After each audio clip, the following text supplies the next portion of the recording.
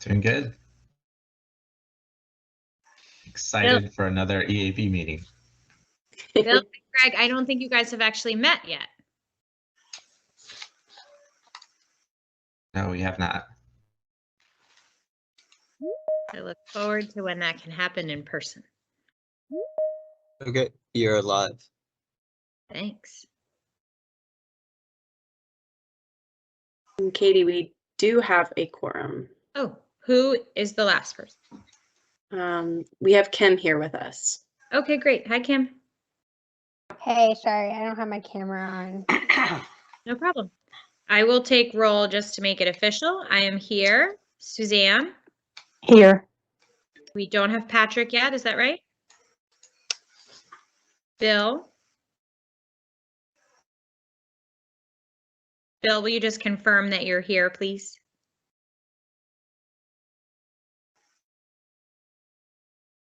Bill, can you hear the audio? Can you give us a thumbs up if you can hear us?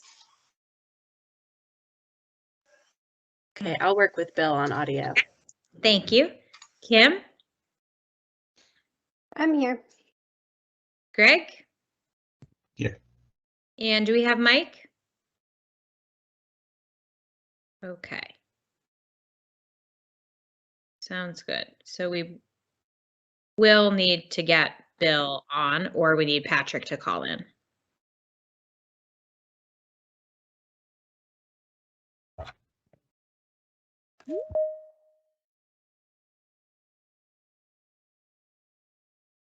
One of those. We can give that 1 minute. Maybe Patrick or Mike will call in. I am messaging Patrick right now, Thank you. so I will let you know when he responds. Much appreciated. Thanks.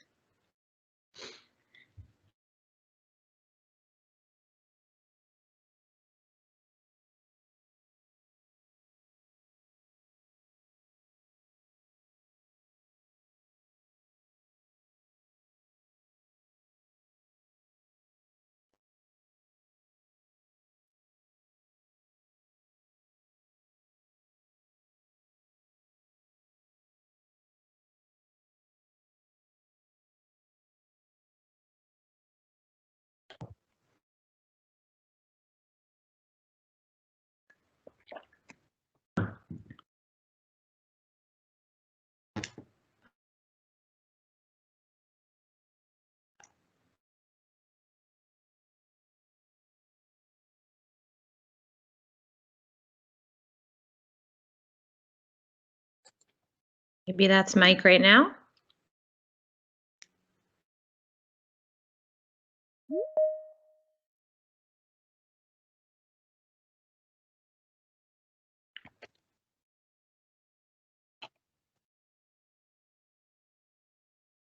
Mike, can you hear me?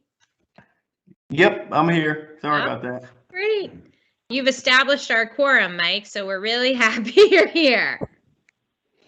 Thank We you. also have a call in, and I just want to double check who this is. Okay. The 703 number? Yes, hi, it's Kevin Woodley with Bavermo. Okay.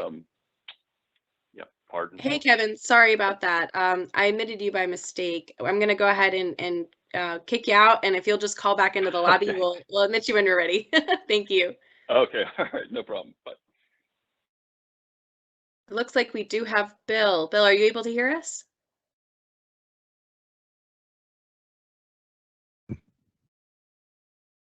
You are muted, Bill.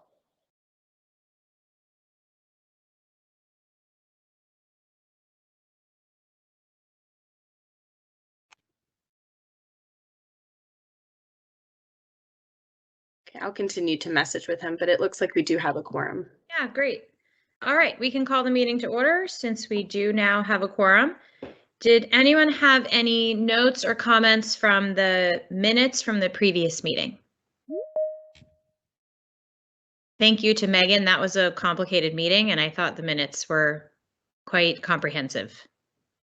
Thank you for that. That's a dual effort with Val, for sure. Thank you to Val. Would anyone like to make a motion to approve the minutes? I'll move. Thank you, Kim. Do we have a second? Second, Suzanne. Thank you, Suzanne. I will vote to approve. Suzanne, Aye. do we have Bill? Kim, Aye. Greg, Aye. and Mike. Aye. Great, thank you. Minutes are approved. When Megan is ready, we'll move on to announcements. I have no announcements tonight, but I can give committee updates if there are no other announcements. Sounds great. All right, awesome. Well, I don't know if it's really my place to say so, but I just want to say glad to still have you here, Mr. Gant. And so on to the committee updates. We have for Tree Cap, they just had their meeting December 2nd. And Suzanne presented the suggested environmental zoning conditions list for the EAB. Suzanne, would you like to give a quick update about how that went with Tree Cap? Sure, yeah. So what they were provided with, what Mark, the staff liaison, provided them with was our full suggested zoning conditions list. And so there was that other email that we had that was going around, I think, Megan, that you sent that had some other things outside of that. They actually did not see that. So they don't have that. So we may have to get them that. So this was really the first time that they saw our list. And so they weren't really prepared to give detailed suggestions at that time. However, a good suggestion that they did make, being their first exposure to it, was they suggested maybe reorganizing it into things that are most appropriate for like residential and commercial and both. So that way, an applicant wouldn't necessarily have to wade through all of it if there were some things that clearly were not going to be applicable to that type of project. And so I just decided that it would be appropriate to give them, I think you said B City meets on December 15th, and that's when they'll be looking at the list. So I gave them till December 14th to get their suggestions to Mark, who will then pass them along to Megan. Wonderful. Thank you. That's great. Yes, and B City meets December 15th, and yeah, I guess maybe perhaps before, when that list was passed around, it was just the staff liaisons that saw it.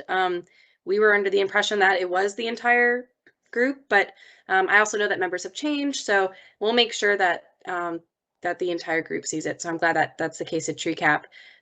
B City, that's really all to report, that their next meeting is December 15th, and Mayor Lee will be there to represent the EAB for the list.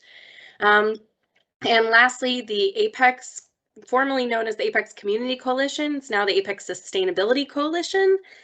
They are working on a more of their personality and working on a social media, and also planning to start the process of becoming an official nonprofit. That is all. Thank you. That's great. Thank you. Good work. Do we have an update, Megan, and maybe we're doing this at the end, but to think about how we as a committee are going to look at the suggested zoning conditions and what we might propose to add to the UDO? Right. So what we can do at the next meeting, if B City does in fact provide that immediate feedback December 15th, bless you, Stan, we can have it on the agenda for that December meeting to discuss, if that works for you all. Sounds great. Thank you. I do believe we have Patrick with us now. I am here. Hello, everyone. Thanks, Patrick. Apparently I logged into the wrong, anyway, the wrong Teams meeting, but I'm on the right one now. We're glad you're here. Thanks. I think we are ready to move to the first pre-application meeting.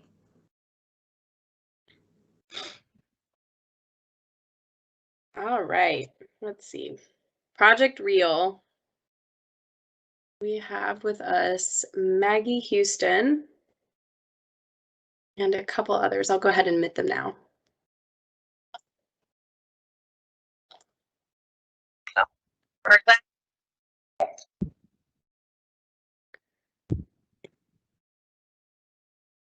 Hi, Maggie and Danielle.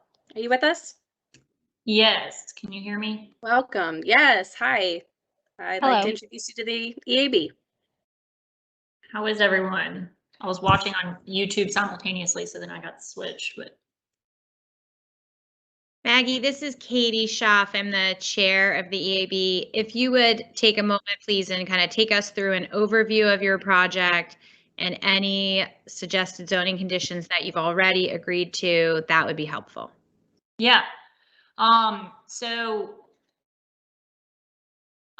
This is our project on the corner of 64 and 751.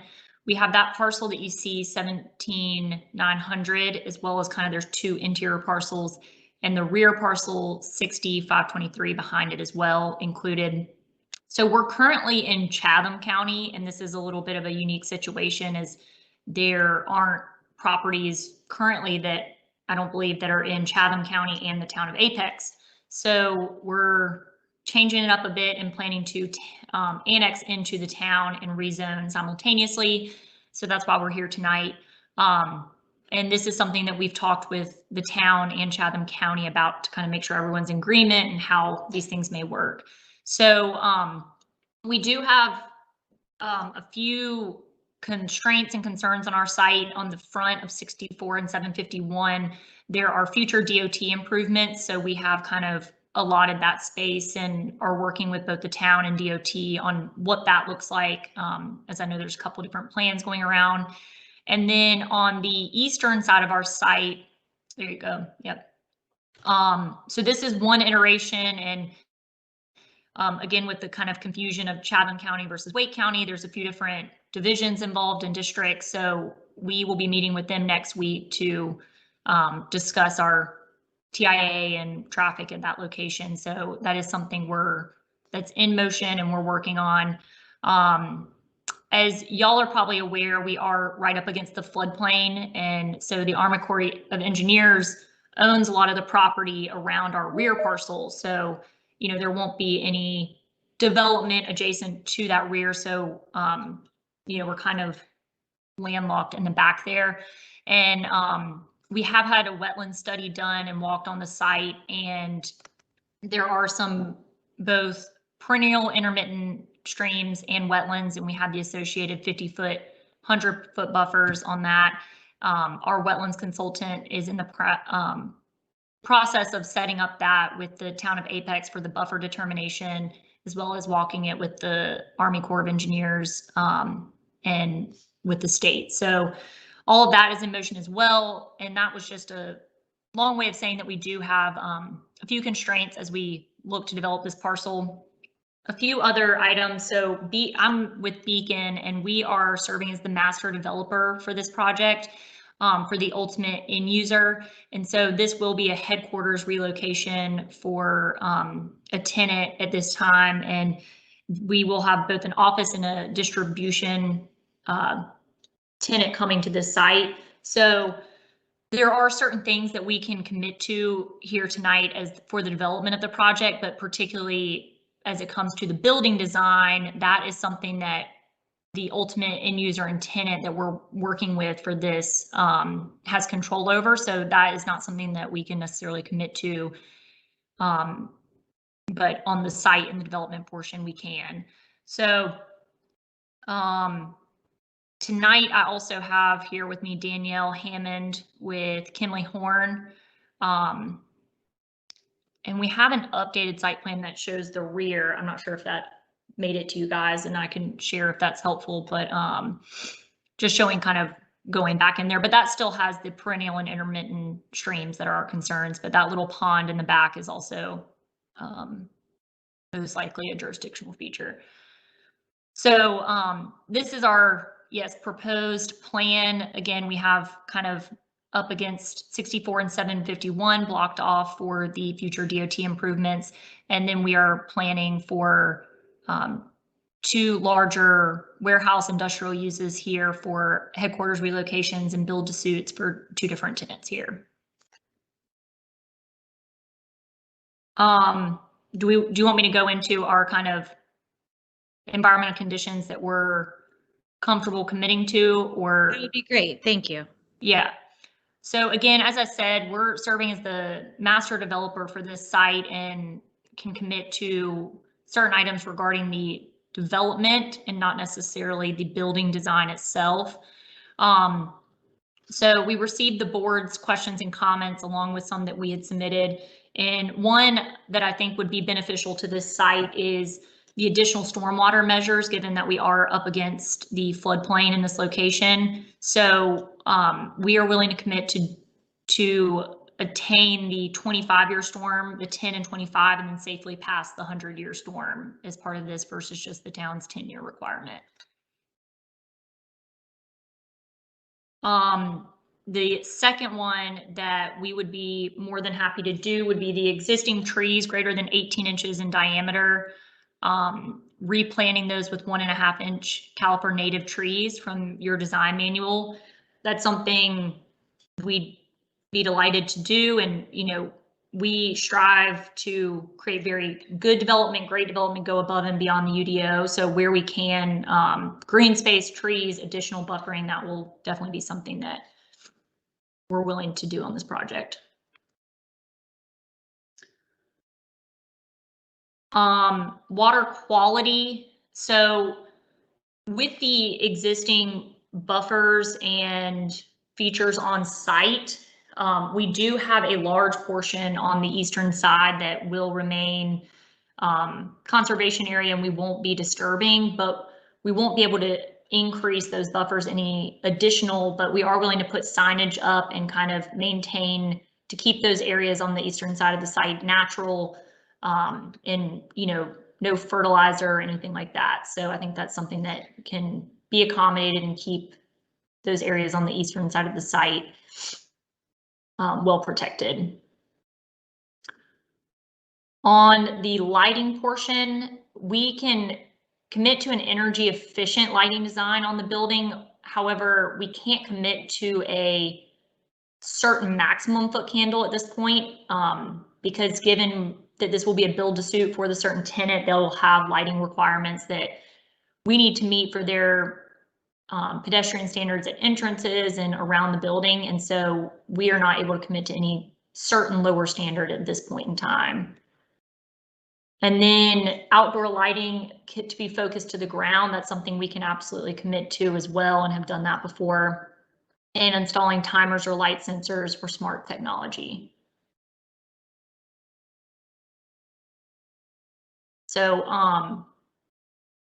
hopefully that gives you a brief overview of the project, what we're looking to accomplish, you know, what we're able to do and commit to make this project better, and would love to hear any feedback from you guys. Thank you so much. Shelley, are you able to show us a zoomed out map where we can see, I think we're very close to Jordan Lake here. We are. Just a second. Let me pull that over here. It's going to take a second. Sure. Does anyone else have any other questions or comments? I have some, but if you would like to go ahead, that's No, please cool. go ahead. So, thank you for the presentation. Could you just, since we didn't see the schematic for that northern parcel, could you kind of describe what's going to be going on there? Yeah, so really what's happened is it's similar to what you see there. The building, the second building has gotten larger, and we've also kind of reoriented it slightly to stay out of the eastern portion of the environmental features, and now that we've looked at some grades and stuff like that. So it just kind of slants up, and then we have stormwater back there as well. Okay, just a couple observations about the location of this project. Like Katie mentioned, it is close to the lake, and it is in a water supply watershed area, so it is pretty a pretty environmentally sensitive area. And also on your back parcel and some of the corners of that original parcel, there is a game land hunting safety buffer. And this is something that the Wildlife Resources Commission has published, and it's 150, I think it's 150 meter buffer. It's a recommended buffer, and it's around their game lands. And so they recommend that be undeveloped to reduce conflict between hunters and whoever is occupying the site. Also, you are very, very close, and I think a portion of that northern parcel is in the Wildlife Resources Commission's smoke awareness area. So these are locations that are most likely to experience smoke from prescribed burning of the game lands and the Army Corps lands. And so what it is, it's a half-mile buffer around lands that are managed with fire. So because you're close, that's what's going on out there. Also, your property abuts, it abuts the White Oak Creek Natural Heritage Area. And so a natural heritage area is a place that it's non-regulatory, it's just an ecological area that has been identified by the state as being important for biodiversity and wildlife habitat. And so this particular one does contain a number of high quality ecological natural communities and wildlife habitats. You also are within a mile of some bald eagle nests.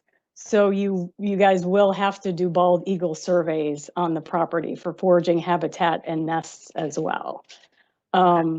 So with all that in mind, and because that northern side is up against this natural heritage area, if it's at all possible to push any additional protected lands around, it would be beneficial to push them up against that natural heritage area to help buffer it. Okay, understood. Yeah, I mean, right now we're generally further away from that rear property line up against the floodplain. We did just need a little more room given the front is taken up by a large portion of DOT and the eastern side is taken up by, protecting the stream and the buffer. So completely understand. Those are all new ones that I had not heard of before. So that's exciting. But we do have our wetlands consultant performing the threatened and endangered species, reaching out to the state for historic properties, all of that. So we will make sure we dig into that further and can buffer as much as possible. Hey, Great, Shelley, thank do you you. mind sharing that site plan again, please? Yes, sir. Thank you.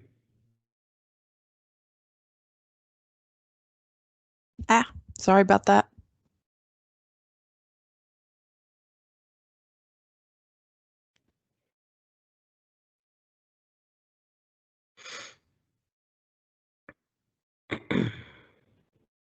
Trying to get it to the point where you guys can actually read the plan.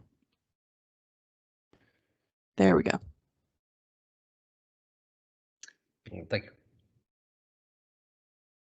So yeah, now that building 2000 is just kind of tilted more to the right and doesn't extend, fully because of that pond, but just gives a little more buffer off that finger kind of going between the two of them and a little bit separation between the two.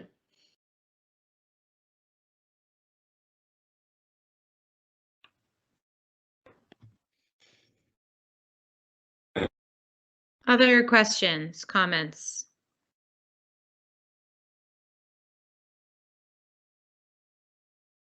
This project doesn't have to have any RCA, does it? It's not We required. You do? Okay. Yes. So we'll have that. It'll be required to have 30% RCA. Yep. Okay, and so that front part that you're kind of reserving for DOT, are you intending to include that as RCA for the time being until they do actually acquire additional right-of-way? Or how is that going to work? Our intention is mainly to incorporate it on that planned southeastern side of the site where we're protecting for the stream and not developing over there. So that's the intention, to be the RCA area. Okay.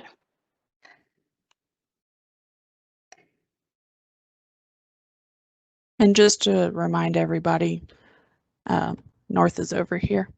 Yeah, it's It's easy to get turned around. yes. I see, Maggie. I don't know if you were able to see these comments prior to the meeting, and I know you said you don't have full control over how the building is built, but there are several comments here from other members of the board regarding solar panels on the buildings. I would like those noted in our minutes as recommendations, even if you don't feel like you can commit to those things at this time. So, and that's something I did get those this morning, so we had a little time between then and now to discuss. The building on the top, and it's been a conversation that's been had, and it just there's a lot of different ways, and whose are they, who maintains them. I think if there's a lease structure that you would like us to consider that you've done before for the building rooftop, I know that was one of them, to consider leasing that area to the town of Apex. That's something we can certainly take to our client. But I don't think that we can construct the solar panels at this time. I can let you know that the town has not, to my knowledge, ever leased rooftop solar space. Okay. So this would be a new possibility for us. We would need to investigate with our legal department whether this is allowed.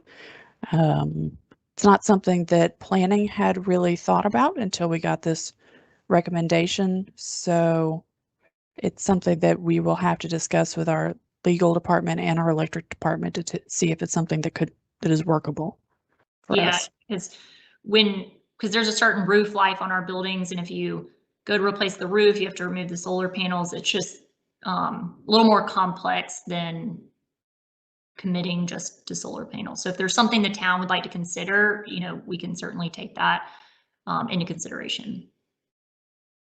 We'll work internally to see if that's something that we'd like to work on and touch base with you, and I'll update the EAB at the next month's meeting to let them know whether or not that's something that legal feels is we can do.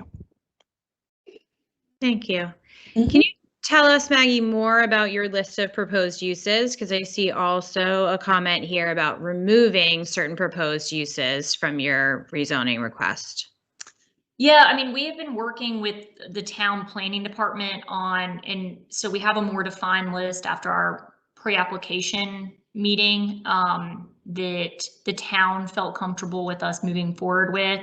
And generally, our plan is to stick to more of a general distribution use. I know that the manufacturing was one that, or laboratory research was recommended per the comments to take out. However, we are looking at different tenant opportunities for the rear building, and would prefer not to limit any of our uses at this time. So again, the intent is that it's more just your typical distribution center with limited office. Town staff has worked very closely with Chatham County land use, Chatham County planning, to make sure that these are uses that are permitted in the Chatham County land use plan. We have been having meetings with them off and on since early this summer. That wasn't enough time for us to do a land use map amendment, like an actual plan for ourselves for this part of Chatham County. And as you all know, our plan doesn't extend into Chatham County, so we're using theirs. In addition, economic development, the town's economic development department has been working on this longer than the planning staff has been.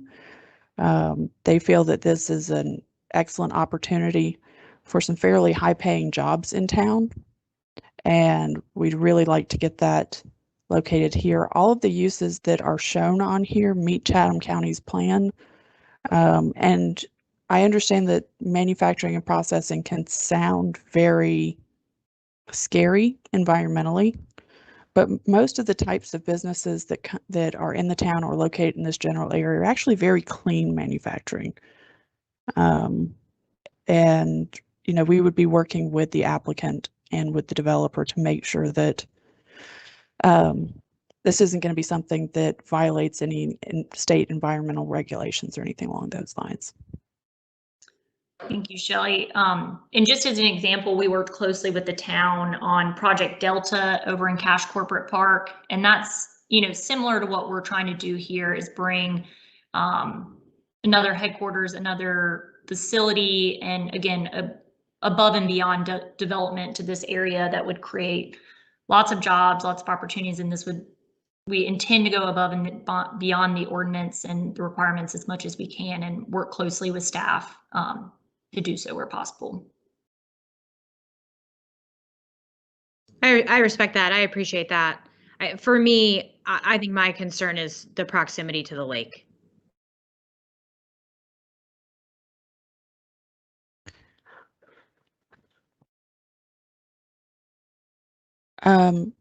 With that in thought, we can try to work during the rezoning process to find out if there are any, as staff, to try to figure out if there are any conditions that we could work on that might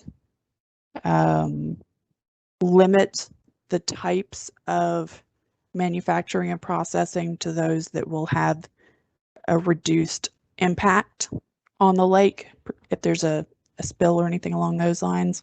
I'm not aware of anything at the moment, but we can do some work on that and try to find out if there's something that we can work with the applicant on to address those kinds of concerns. Considering that it's the intersection of 751 and US 64, it is going to be a major intersection for employment and for truck delivery and that kind of thing in the future, kind of no matter what.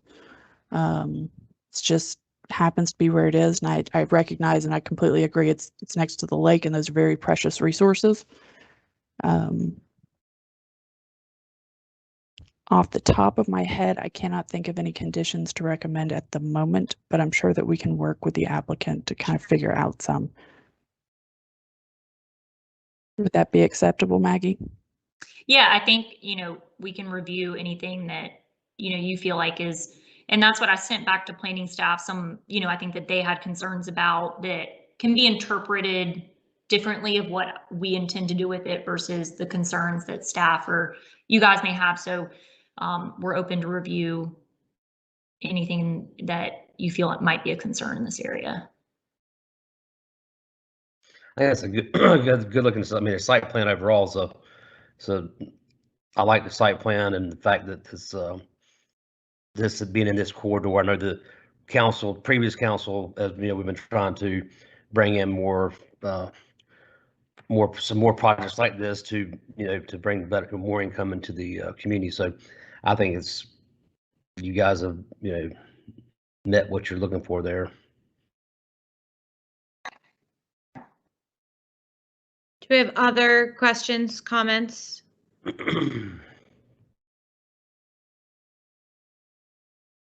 Megan, maybe see the list of proposed zoning conditions and perhaps someone feels ready to make a motion on it. I'll make a motion. I just would like to emphasize the lighting, especially since we're close to the lake. And I know that, building lighting is up to the tenant, but especially looking out at like parking lot lighting and making sure we don't have a negative impact on all the wildlife. But then after that, I will move that we accept the conditions that are listed here and the ones that Megan added. Well, I feel like the applicant definitely, as far as the parking lot lighting, I feel like possibly commit to that part of it, not actually the building itself. So. Well, so the town does also have standards for exterior building lights. We don't have any control over interior building lights, but the town has fairly aggressive lighting standards for the amount of lighting that can be cast outside of the building. So, and the applicant will have to meet those as well. Would you be willing to commit to putting timers on there so that maybe an hour after the last person leaves, the lights turn off or something along those lines? Yeah, I think there was the install timers or light sensors or smart lighting technology. Okay. We found that we've gotten that kind of condition on several other projects, and those have been approved by town council, so they seem to be working pretty well so far. I would just like to echo what Kimberly said about the lighting, you know, the in the parking lot and that comes off the building, about keeping it as low as possible for the benefit, because there is a tremendous amount of wildlife out there. Yes, and we don't have any intention to light this thing up at all. I think it's just more going to be minimal on the parking lots. You know, we're not trying to be a shopping center and attract other people to this area, so it's more just a minimal safety to get workers to and from the building to their cars. So that's really our only intention here. And so we can do the outdoor lighting focus to the ground as well, if that is helpful. Okay. I just want to point out one thing about there's a request was made in the comments that were sent out this morning to add a condition that doesn't allow for tree clearing, SCMs, or infrastructure in any of the riparian buffer zones. What staff has run into is that sewer frequently needs to be located. I was going to say that. That's within kind the of riparian buffer. Otherwise, it ends up being extremely expensive and very difficult to maintain because you have to build a lot of pump stations. So sewer works best when it's a gravity sewer system. So the condition that staff has been recommending to go to town council is that no tree clearing will be permitted for anything other than water and or sewer installation within the riparian buffer. Because we're trying to have a balance between preserving as much of our environment as we can while not making utilities and things like that overly expensive. Just letting the board know, our water resources director has recently told me he is perfectly happy to have native perennials and grasses installed in those easements. They get mowed twice a year. So if we can get them done, you know, very early in the spring and very late in the fall, it shouldn't impact the plants too very much. But that will help us to kind of reclaim those areas a little bit for some habitat. Hey, Shelley, if they could mow after the first frost, that would actually be better. I agree. I'm going to do my very best. I've just been informed it's very late fall at this point, so I will make the request.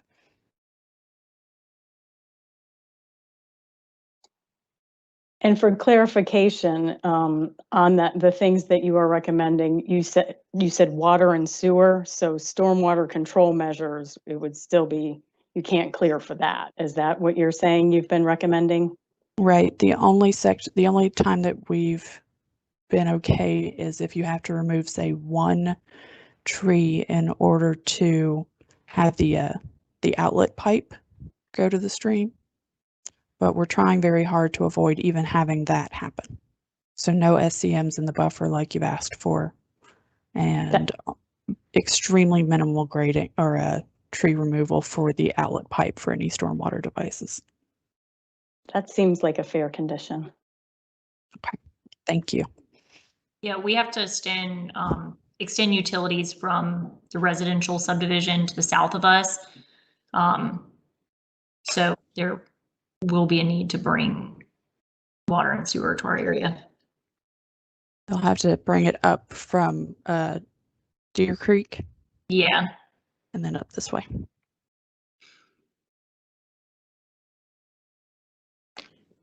Okay, I'm sorry, Kim, would you mind making your motion again now that we've Sure. more discussion? No problem. I move that we accept the conditions as laid out here with the addition and changes made by Megan as we've discussed. Would anyone like to second Kim's motion? Second. Was that Greg? Yes, Greg. Great, thank you, Greg. I will vote in favor. Suzanne? Aye. Patrick? Aye. Do we have Bill? Aye. Oh, wonderful. Kim? Aye. Greg? Aye. And Mike? Aye. Great. May I ask a clarifying question? Are those only the ones that were in bold that Megan had up? Or were those all of them? Not my intention. The ones in bold are just to highlight the ones that the developer team has agreed to. Okay, so all of the ones listed were what was recommended. Correct. Okay, just making certain. Thanks. Maggie, did you have a question as far as clarification? I was just clarifying, so the bold is what we've committed to, and then the rest are recommendations from you guys, correct? Correct. Okay. Okay, just want to make sure applicant's clear on what we were talking about. And Maggie, just to, since this is, I think, your first time coming through here, all of these will just be sent to you as recommendations. These will be things that planning staff will work with you on the specific language for after you submit your rezoning. And then our staff report, when it goes to town council, will essentially have a table in it that lists all of the recommendations and then just says yes or no, whether it was included or not. If there's something in there that staff didn't recommend including, we'll kind of add an asterisk and an explanation why. Because sometimes we find out more information as we go along for why something might not work, even though it looked like it would at this meeting. Got it. Thank you for that clarification, Shelley. That helps. You're welcome. And Maggie, I'll send you the full list after this meeting. Great. Thank you, Megan. Thank you very much, Maggie. Appreciate everyone's time tonight.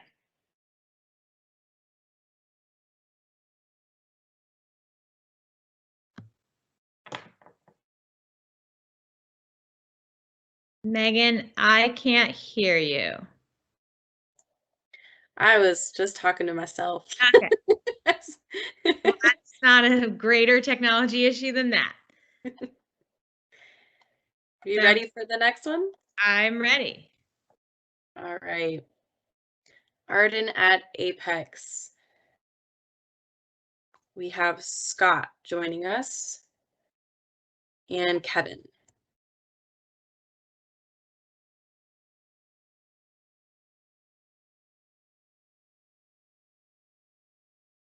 Scott and or Kevin, can you hear us? You here with us? Hello?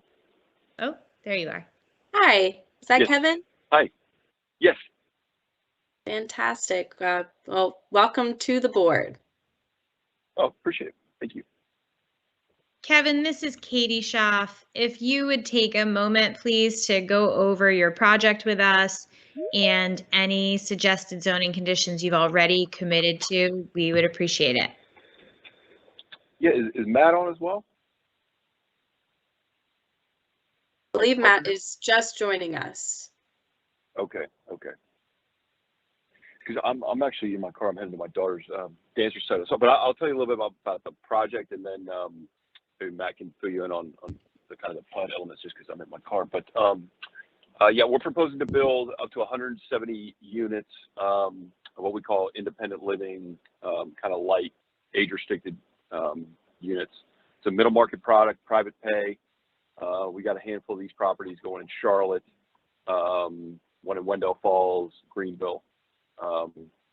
It's kind of an answer to what is a very expensive senior housing option. And what we provide is instead of a typical kind of one-size-fits-all model where you got to pay for meals and care, what we do is we provide a lower monthly rate, and then as people need services, whether it's meals, in-home care, transportation, they can pay on an a la carte basis. And so there'll be a total of about 145 units in the main building, which is a 4-story building. And then there'll be a handful of cottage, single level units to the rear of the property. And on the front portion of the property, there'll be plus or minus 3 acres that will be allocated towards a commercial use. Thanks, I don't know Kevin. if there's anything else. If you have any questions. Yep, thanks. Thanks, Kevin. Good evening, Chair Schaaf and members of the board. I'm Matthew Carpenter with Parker Poe, here on behalf of the developer, FC Apex LLC. Also with me tonight is Kevin, who you just heard from, and Scott Crussell of ESE, the civil engineer on the project. So to back up a little bit, this property is a 12-acre site at 8200 Jinks Road, less than a quarter mile from the intersection of Jinks Road and US 64. Property is directly across the street to the north of the Westford PUD, which is currently under construction and includes some apartment uses, other residential housing types, and I think some future commercial. So this is our initial pre-filing meeting. So we haven't fully developed our concept plans yet, or the full list of conditions and design standards that will be included in the PUD submittal. But the current plan is to request a planned unit development to allow, like Kevin said, around a max of 170 senior units on the northern portion of the site, and some commercial development on the southern portion of the site for the area that fronts along Jinks Road. And the senior housing will be age restricted, so it will only be available to those 55 and older. So we're working on drafting the PUD text for the application submittal, and we've already included several environmental conditions. As it stands today, our PUD document states that the development will include at least 2 educational signs about wetlands installed near sensitive environmental areas. If there are sensitive environmental areas on the site, which we don't believe there are now, but are still exploring that, and at least 2 pet waste stations to allow residents, a clean place to throw away pet waste, solar conduit in the design of the building, and electric vehicle charging stations in accordance with the new UDO requirement, section 8.311. We've agreed to light sensors on the exterior lights, smart sensors to help, reduce the impact of those at night. And outdoor lighting will be shielded in a way that focuses lighting to the ground. So, and we did receive the proposed conditions from the board this afternoon, and we are considering those as we develop our concept plan and finalize the PUD application. We did have an ESA completed, which did not show any environmental issues, and we're also in the process of having a tree survey done that will be completed prior to filing our application. So over the next month or so, we'll have a better idea of what's out there as far as trees. And we've also requested a jurisdictional determination from the Army Corps, but have not heard back yet. We don't anticipate that there will be any jurisdictional streams, but we haven't heard the final word from them. So thank you for your time, and we're available for any questions. Thank you. Does anyone have any questions or comments?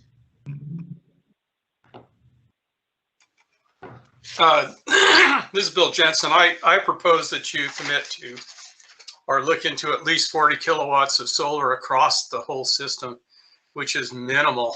You probably put in 100 or 200 kilowatts across something like this. I was kind of hoping that you might commit to that so that you can dip your finger or your toe in the water to do solar. Yeah, unfortunately, we can't commit to that yet. The design of this product type to kind of keep the AC units off the ground, they're typically on the roof, and so we haven't had time to explore whether or not they could be rearranged to allow the solar panels necessary on the roof to support it, and so we can't commit to that yet. Okay, I understand what you're saying. I just, once again, 40 kilowatts is really small for this type of a system. I'll follow up with you guys later as we come to council. Okay. Yeah, this is Kevin. I'm not familiar enough with that kind of wattage, but we'll certainly explore it. In addition to the building, we have some garage elements. So perhaps there's a way to put something on top of those garages. Like Matt said, unfortunately, we put the condensers on the roof. So there's just, aesthetically and for fire life safety, it's just a better design to put them on top of the roof. But perhaps there's a way to figure something out on top of the handful of garages or perhaps the cottages. But so we'll certainly look into it. Yeah, just to put 40 kilowatts in perspective, typical house nowadays, if it's going to run the whole house, is probably 8 to 10 kilowatts. So we're talking like 4 houses worth. Not much. That's helpful context. I didn't realize that. Thank you. Yeah, appreciate that. Just one thought while you're evaluating it, and this is by no means a requirement. This is Shelley with staff. We have seen parking lot style solar panels where essentially you have a covered parking area. It's kind of a better looking carport, if you will, that has the solar panels on top. It provides both shade for the people who are parking in the lot and solar as well. And it's possible that you could run your EV charging stations off of those solar panels to kind of kill 3 birds with 1 stone, if you will. We're nothing if not ambitious about the number of birds with 1 stone. So, Thank you, Shelley. just a thought. Appreciate that.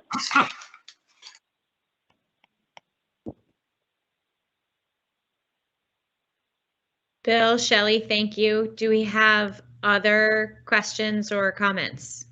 Yeah, I had a couple questions. So, is RCA required on this? Yes. It is, yes. I And- think the requirement is 25%. If I remember. Okay. And it looks like on that, most of your RCA is going to be either buffers or stormwater. Is that correct? That's Like correct. So- road buffers? Yeah, we're still moving some things around, and we're working with staff on that. We've been working on the right-of-way size and streetscape of the driveway that comes in, and so we're still moving things around, and we also we're including the commercial space at the front of the site to comply with the future land use map, because planning staff and the long range plans really want to see some commercial uses there to support all the residential that's coming out here. And so we're trying to allow for that, which is making the site fairly tight. And you can see it's already kind of an odd shaped lot with the frontage, not being parallel to the rear property line. So it looks like it's right now 11 acres of mixed pine hardwood. Is any of that going to be left in an undisturbed state, or is it all going to be graded for the stormwater and various other purposes? I don't think we know that for sure until we have the tree survey back. But Scott, do you want to speak to that at all? Yeah, I can say pretty much all of the front area. We are going for the 30-foot undisturbed buffer, so all of that we are looking at being undisturbed.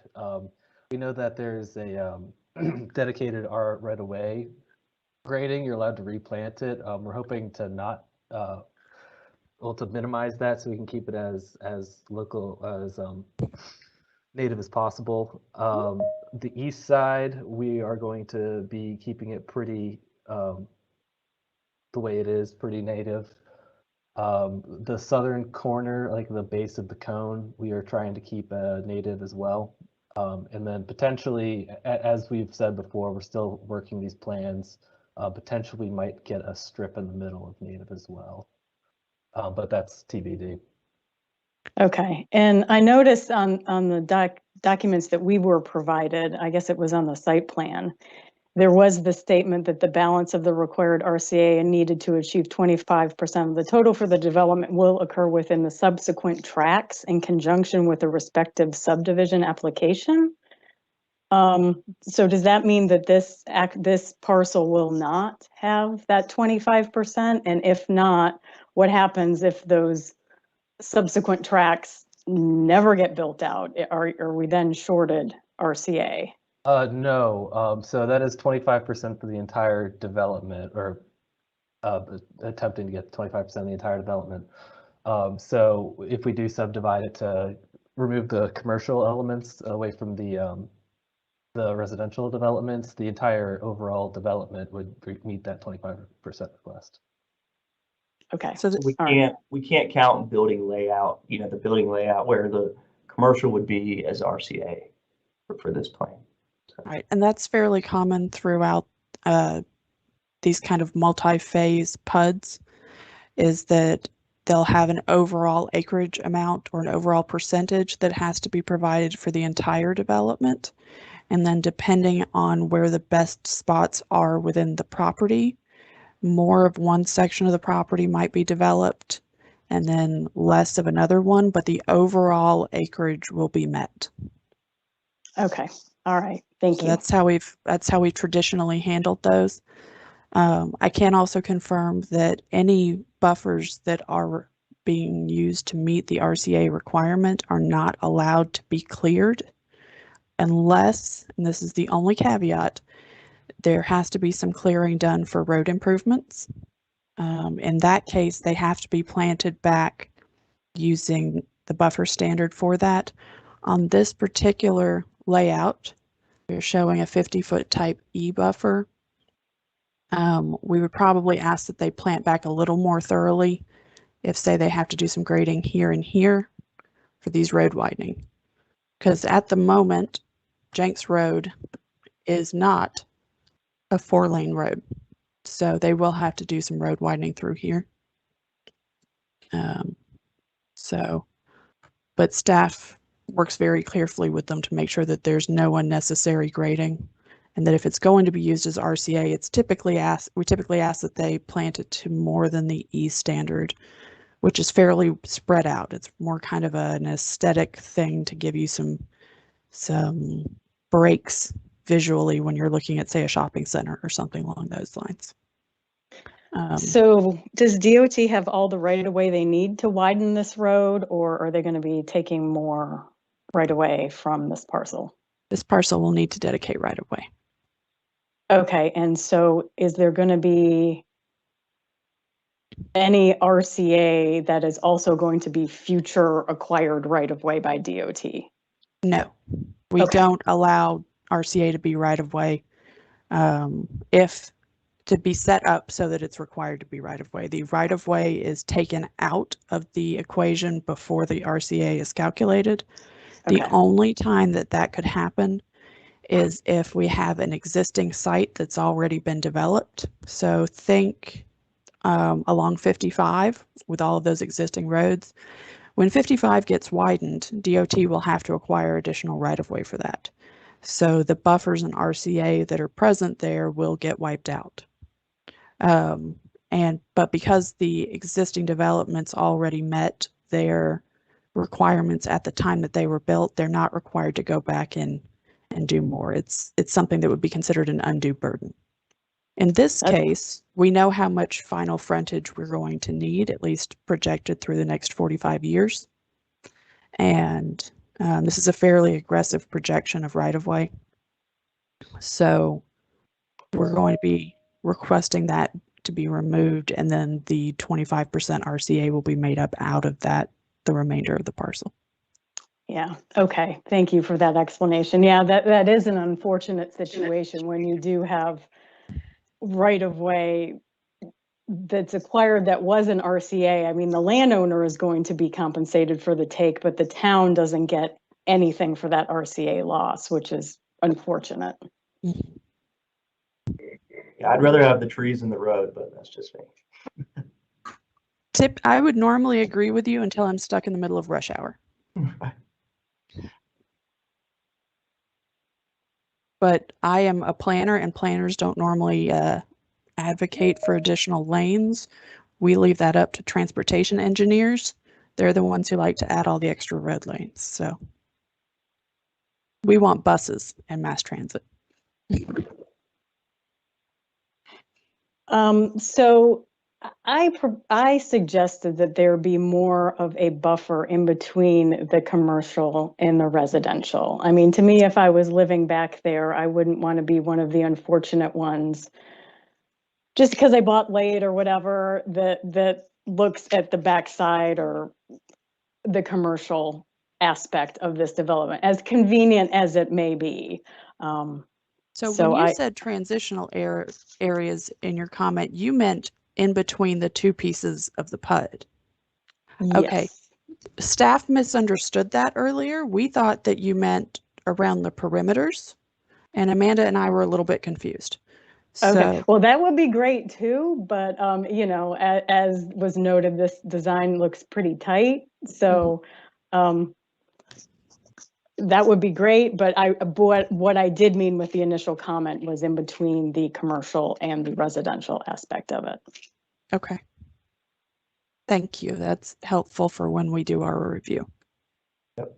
And our issue there, I think, is again the road improvements along Jinx Road are going to push the site back some, and so to have any, you know, commercial of any size that's viable there, it's going to have to be laid out similar to how we have it.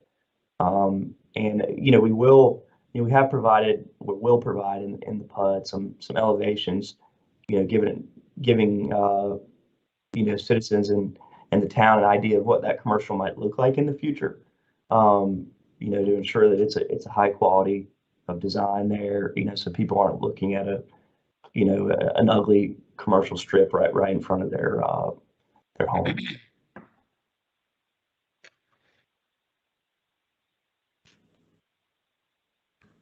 Anyone else like to comment? Yeah, I'm with Suzanne on the use separation as far as some sort of buffering between the two of them.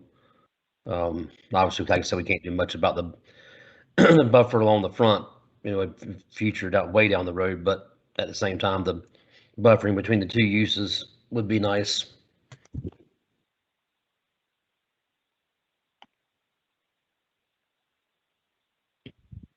We'll take a look at that and see, you know, we have any space there where we can move things around. Thank you. Megan, are we able to look at the full list of suggested conditions? Thank you. And again, you will be voting on the whole list here, if that's what you decide to do, and just what's in bold is what the developer team has agreed to so far.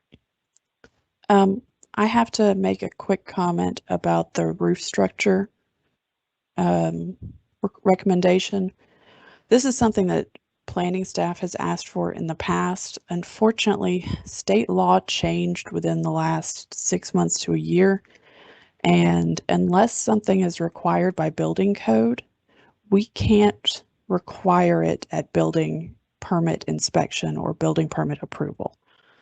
So the applicant can offer to do it, but if they change their mind, we have no teeth when it comes to that because of a state law change. Now, most of our applicants are doing this, you know, with the best of intentions in mind and are not planning to change their minds. But I'm just letting you know that is not a condition we can enforce.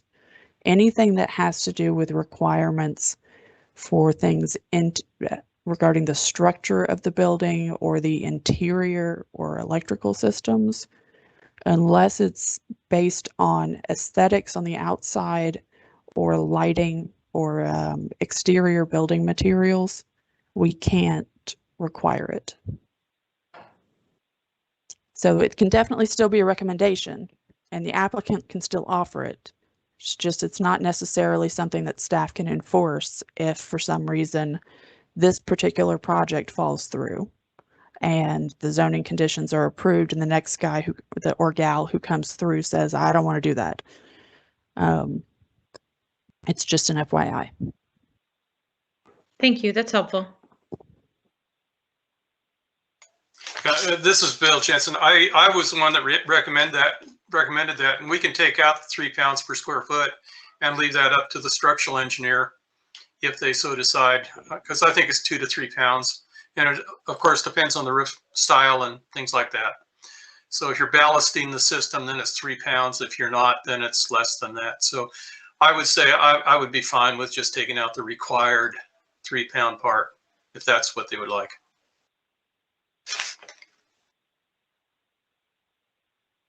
Yeah, I think that would be helpful. I don't know, I don't have much context for that, to be honest. And so, we may be able to do it anyway, but I don't know at this stage because it's so early. I'm sure at site plan, I have a better idea of that.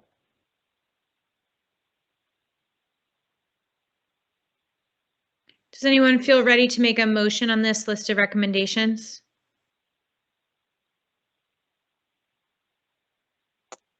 I'll make the motion. I move that we approve the list as written. Thank you, Suzanne. I'll second Mike Rusher. Thank you, Mike. I will vote in favor. Suzanne, I'm sorry, go ahead. Signage shall be installed near environmental sensitive areas.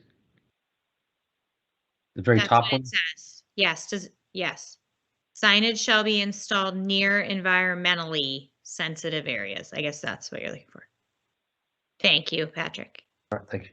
Is that signage both for pet waste and for chemicals? Because we have two different types of signage. And then we also have a notification type. Is it for all three? Well, I think that signage was intended to be just for the environmental sensitive areas, and then the pet waste stations will be separate. I understand. The EAB has three different types of signage listed in different places. Okay. And I'm just trying to figure out when staff goes to enforce this, am I supposed to be looking for the, like, please don't let your dog poop here signage, or the signage that says no fertilizers and no herbicides, or one that says this is RCA, please don't cut down any plants? Or all three. I would be more specific on what signage is. Yeah, I would suggest the first two, since there's probably not going to be any large tempting blocks of RCA where people are going to go want to do things that they're not supposed to do. Okay, so pet waste and fertilizer. Yeah, because I mean, this is like just down the street from the previous project, just, a touch further from the lake, but not too much further. Megan, could you remove the prompt there for the lobby so I can see the language? You should be able to click an X for that. It's on my screen. Okay. Yep. Don't worry, I had the same problem earlier. Yours. Okay, I was sitting here like that the whole time.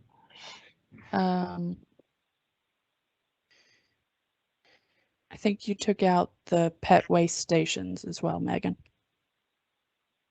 No, that's signage to reduce the pet waste. There's a separate one for the pet waste stations. We just needed the top one taken out. There you go. Thank you. It's always harder to do this when other people are watching you. Do I need to remake a motion? Please. Yes. Okay, I move to approve the list as amended. I'll second. Thank you, Mike and Suzanne. And Megan, we're still going to include Patrick's comment that it should read, install signage near environmentally sensitive areas. Thank you. I will vote in favor. Suzanne. Aye. Patrick. Aye. Bill. Aye. Kim. Aye. Aye. Greg. And Mike. Aye. Great. Thank you. Thank you. That has passed. Thank you. Thank you for joining us. Thank you for your time. Thank you. Okay, bye. Megan, before we invite in the Chapel Ridge people, maybe Shelley or you can help us understand why we're seeing them a second time. Sure. So the original project at this location, I'm just gonna, oh wow, my share screen disappeared, sorry. Here we go. So the original project, the last one that you saw, got declined by town council. Okay. There were a couple different reasons for it. Okay. A few of the council members felt that it was too dense and that the building heights were too tall compared to the surrounding residential. There was some concern about school capacity issues. And then we also had a concern from a kind of an almost conflicting in a way concern from a council member who wanted it to be developed kind of with all of the rest of the Chapel Ridge neighborhood. So the applicant, after that denial, started working on some changes to their PUD to bring it back in and hopefully get approval. The developer is, I think, Toll Brothers, and they feel like this is a really good location for them that this could be a good infill development, since we already have a lot of development surrounding it. So I didn't get a new layout. This is the same layout that you saw before. I just included it so that we would have something to look at today while they were talking about it. But my understanding is that it'll roughly stay the same, just with larger lots, fewer of them, and some tweaks to the network. Okay. And I think this one is actually missing the road connection down over here. That was supposed to happen. It's supposed to connect across to Ashley Downs. But so we're here to listen to their changes. And because they're coming back at this with a new application, it still has to go back to the EAB, even though you all have already seen it and made recommendations in the past. Okay, that's really helpful. Thank you. I did not know that. Thank you. You're welcome. And you'll see on the recommendations list, they're all the same recommendations that you all made and they technically accepted, with the exception of 2 that were added in comments. Great. All right, I will go ahead and admit Jason and Ed, who are here for this project. Hi, Jason and Ed. Welcome. Hey, good evening. How's everybody doing? Can you hear me okay? I assume the volume's working. Yes. Thumbs up's work. All right, perfect. We can hear you. Thank you. I'm Katie Schaff. Please go through your project with us, please, and tell us what we need to know that is different from the last time that we chatted with you. Sure, absolutely. And it'll be as concise and efficient as possible, recognizing that it's already 7:12 and it sounds like you had some weighty matters on the agenda before our case got called. So I'll boil it down. As you allude to, Katie, this is a property for which a rezoning was filed not too long ago and was denied by the town council a couple months ago. The EAB, this is one of the first cases that the EAB saw, or one of the early cases certainly that the EAB saw. As it relates to the overall development concept associated with the site, it will still be a townhome project. The style of the units is changing. They were 3-story units before. They're actually being reduced to 2 stories, going with an age-restricted community. So it will be a senior community is the proposal. The number of units, because they will all have master downs and they are a wider townhome unit, the total number of units is reducing to, we think, probably a maximum of 100 units, whereas the previous proposal was in the 115 to 116, potentially up to the 120 ballpark. So there's a reduction in density, but primarily the biggest material difference in the overall development concept is that it's now going to be a senior community. Based on the discussions that happened at the council table when this case was decided, one of the factors that weighed heavily on the council's mind related to school capacity. And we're optimistic that having a senior community will obviously address the concerns associated with school capacity, because there's not a whole lot of school-age children in 55-plus communities. We had our meeting with the neighbors last night. That went pretty well. I think they view this as an improvement from what they saw the last time around, or at least it felt that way compared to the previous meetings that we had, but we've had a lot of meetings with those folks throughout this process and we'll continue to do so. As it relates to the conditions associated with the project that have been recommended by the Environmental Advisory Board, all of those conditions are being carried forward. I can share my screen if you want to see. Let's see here. All right, this is just an aerial, but I'll move quickly. So these were the, I trust that you can see the, oh, that's your agenda. You don't need to see your own agenda, do you? Aha, there we go. Can you see that? Yes. Excellent. So these are the conditions that were recommended last time around. Pedestrian-friendly connections to the future Beaver Creek Greenway, installing signage near environmental and sensitive areas, increasing biodiversity, green infrastructure, including landscaping requiring for less irrigation, solar conduit in the building design.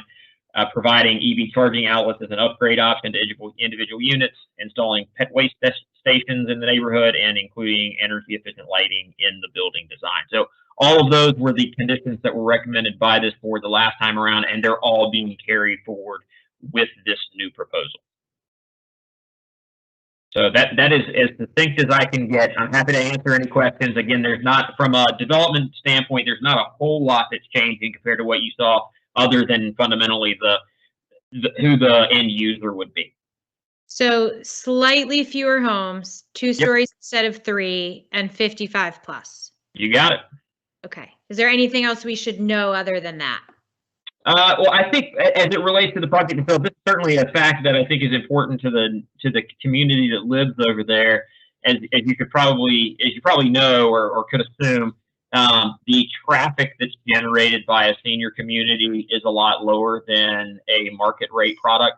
And that's especially true during the peak hour when you're really looking at what traffic impacts are. These 55 plus communities have very little impact compared to market product during those peak hours. So I think that's an important item for folks to understand as we move through the process, especially as it relates to, this is on Olive Chapel Road, an area that's already heavily traveled.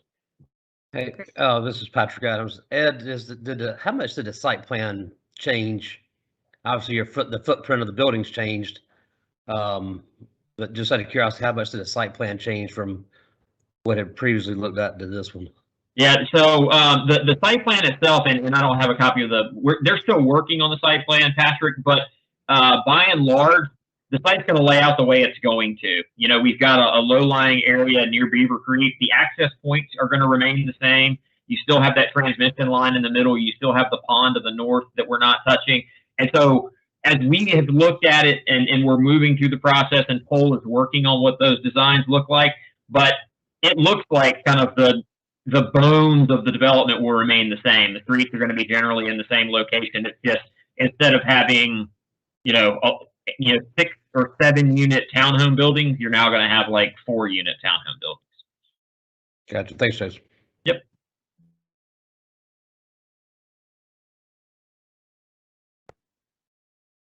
Other questions from the board?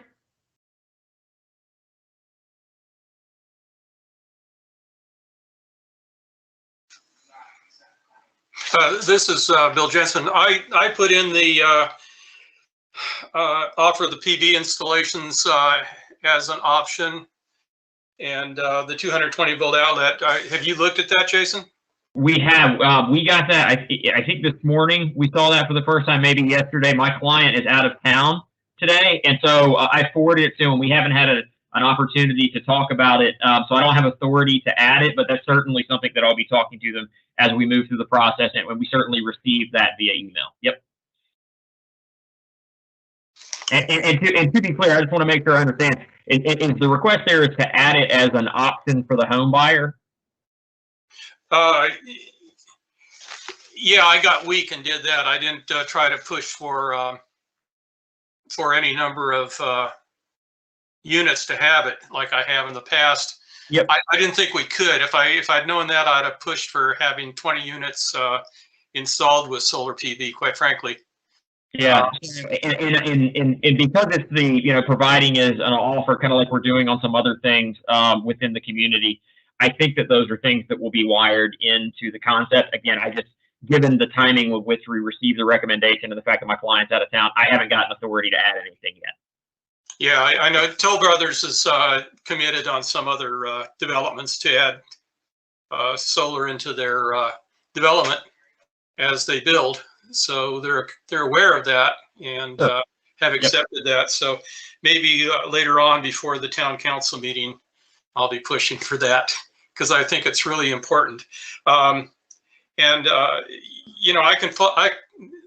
put together a flyer for developers and then I'm trying to get approved by our town attorney. But on the site, I'll send you one. All they have to do is put that into their brochure, which will help, I think, because if you add solar to a building when you're constructing it, the net cost to owning the house is less for the person who buys it.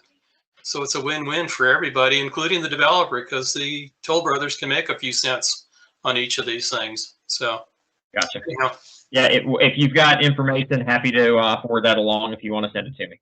okay, I think I have your email. If I don't, you can send me an email, I guess. It has not changed since the last time you've emailed me, Mr. Jensen. Pardon me? It hasn't changed since the last time you emailed me, for sure. Okay, well, I feel guilty not giving you any pain in the near past, so I'll do my best in the future. Yeah, I hope you make up for it. It's been a little weird for me. Okay, Jason.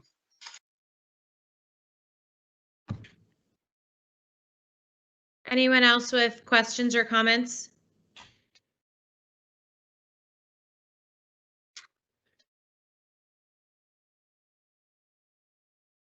I'm good. Patrick, does that mean you'd like to make a motion to approve this list? Yes, ma'am. I'll make the motion to approve the list as written. Thank you, I'll Patrick. second. Thank you, Kim. I will vote in favor. Suzanne, I'll also vote in favor. Patrick, Aye. Bill, Aye. Kim, Aye. Greg, Aye. and Mike. Aye. Thank you all very Jason, much. The thank you. list is approved. Jason, thank you for sharing that previous list. Helped out a lot. Yep. Thank you all. Thank and you. I'll stick around for the next one just to listen to Mr. Roach do work his magic. You just want to hear misery. That's all. All right. Thank you, guys. That's it.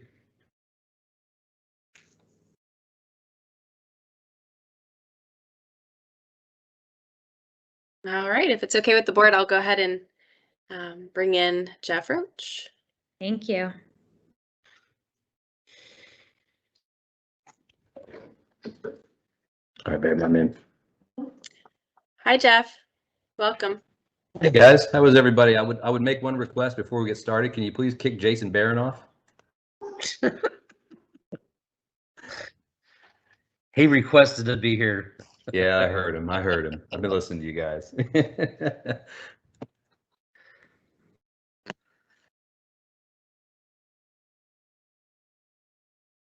Jeff, if you're ready, please go ahead and give us an overview of your project and any conditions that you have already agreed to.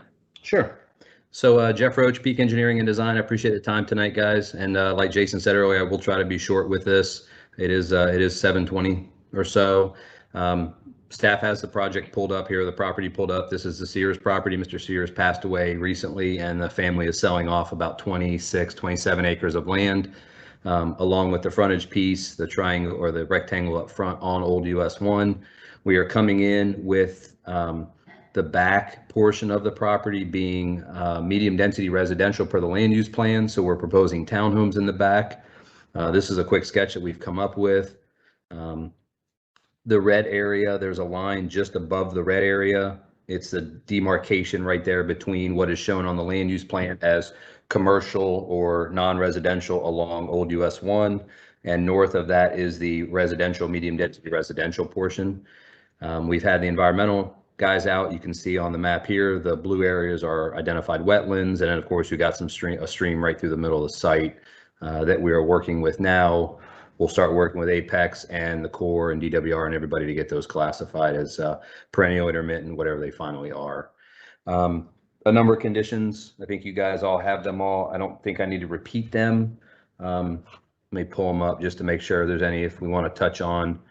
And staff is also pulling them up here as well. And if you keep going down, what I typically do is just highlight this is just the list that you guys provide. So instead what I do is just highlight the conditions. That way I'm not rewriting them all. They're here anyway. So we've got some signage that's going in as normal. And then of course all kinds of different landscaping from preservation. If you saw the aerial just a minute ago of the site, a majority of the site has been farmed for the last 50 years. So really the center portion of the property where the stream buffer is located is very heavily wooded. So we are staying out of that area. Of course, the wetlands, and then around the perimeter, there you go. That's probably the best. That brown area in the top is all meadow as well. And in the area to the left, yeah, that rectangle right there. And of course, the one at the back of the house. Those areas are all clear now. They're all big fields because they've been farmed for years. So really the condition that we agreed to were pretty straightforward. If you guys have seen me here before, these are generally the ones that we normally agree to. They're pretty straightforward, from different flora, different fauna coming in, avoiding buffers, increasing the number of tree species, pet waste stations, environmentally sensitive areas. We always include now any residential, non-residential project. We include the conduit from the electrical panel to the roof for future installation of solar. And then we always incorporate lighting standards. In the residential development, it's really hard because they're public streets. So the lighting standards actually come from the town. And in working with Rodney Smith with the town, we work with him on setting the color, the light color and temperature and so on. So those are pretty much the conditions real quick, just running through them. I did get staff's email this morning that summarized some of the additional questions or conditions that you guys were asking about.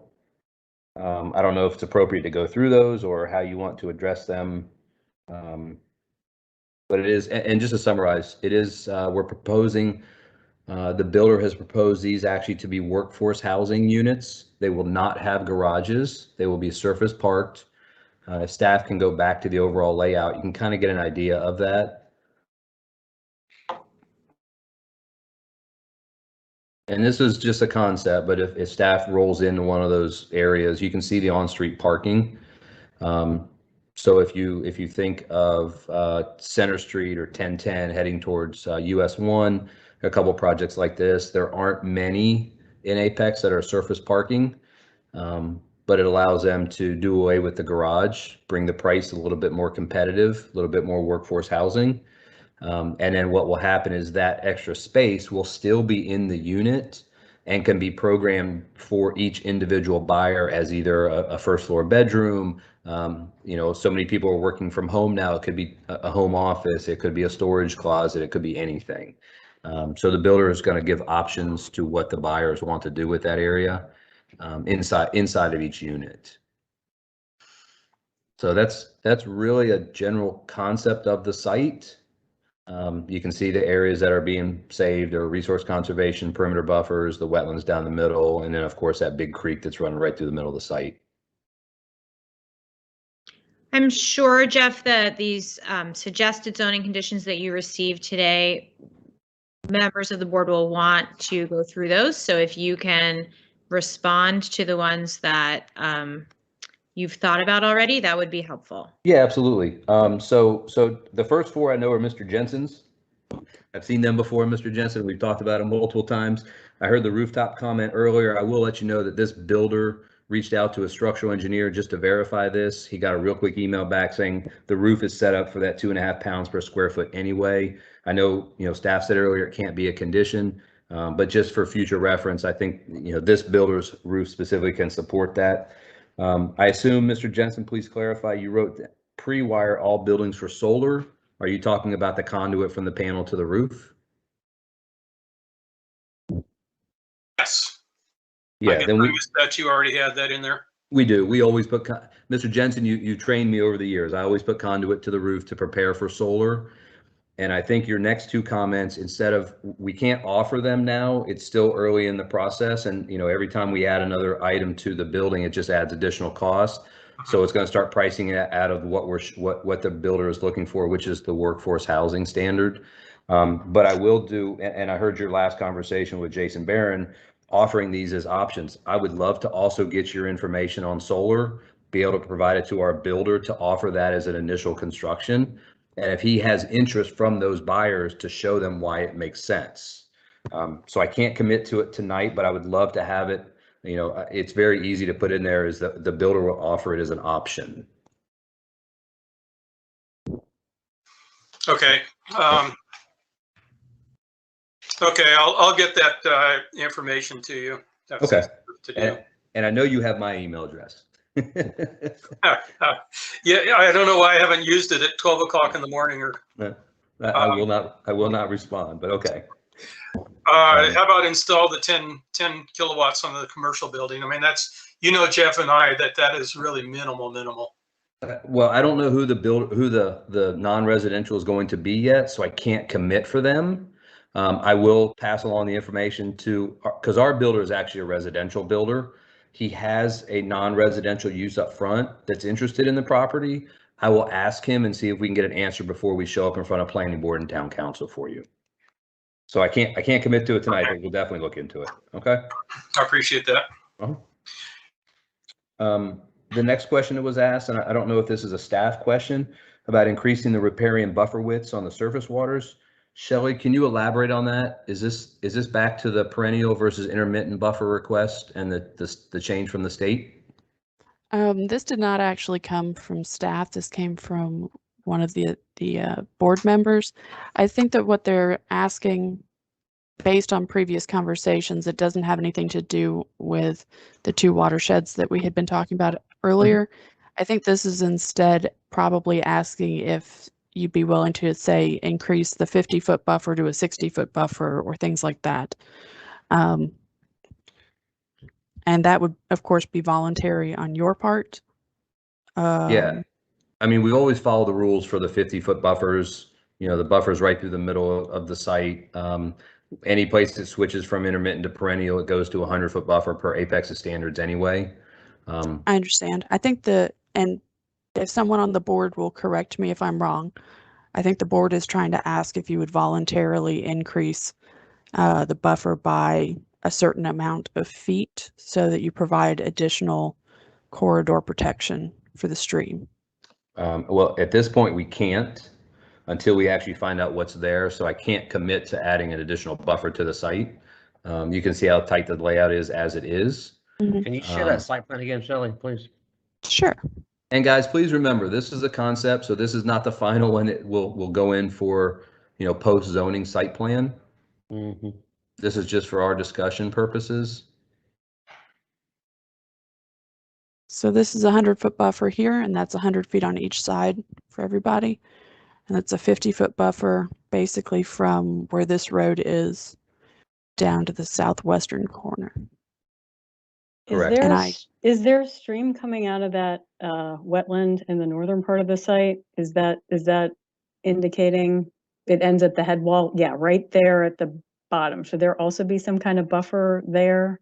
No, there's no. The environmentalist came back and said it was just a pocket of wetlands. It does not have a stream buffer associated with it. Okay. All right. And unfortunately, fortunately or unfortunately, depending on how you look at it, wetlands do not typically in and of themselves have buffers.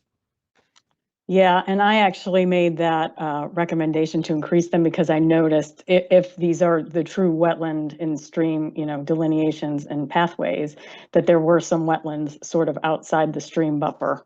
So it would be wonderful to not impact those. Well, and remember, so from an environmental standpoint, my goal is to minimize and avoid, and that's what we have done here to the maximum extent practical. Because we're over 50 residential units, we have to have a second point of access. If it were up to me, we would have the eastern access to the right of the commercial only, but I can't do that because of the requirements for the UDO requirements for access points. So that's why I have the two stream crossings. I've avoided everything there in that southwest corner. Everything, all the big pockets of wetlands, you can see we've stayed out of them except for crossings that I have to have. To make the interconnectivity that I know no transportation staff and planning staff will get us on.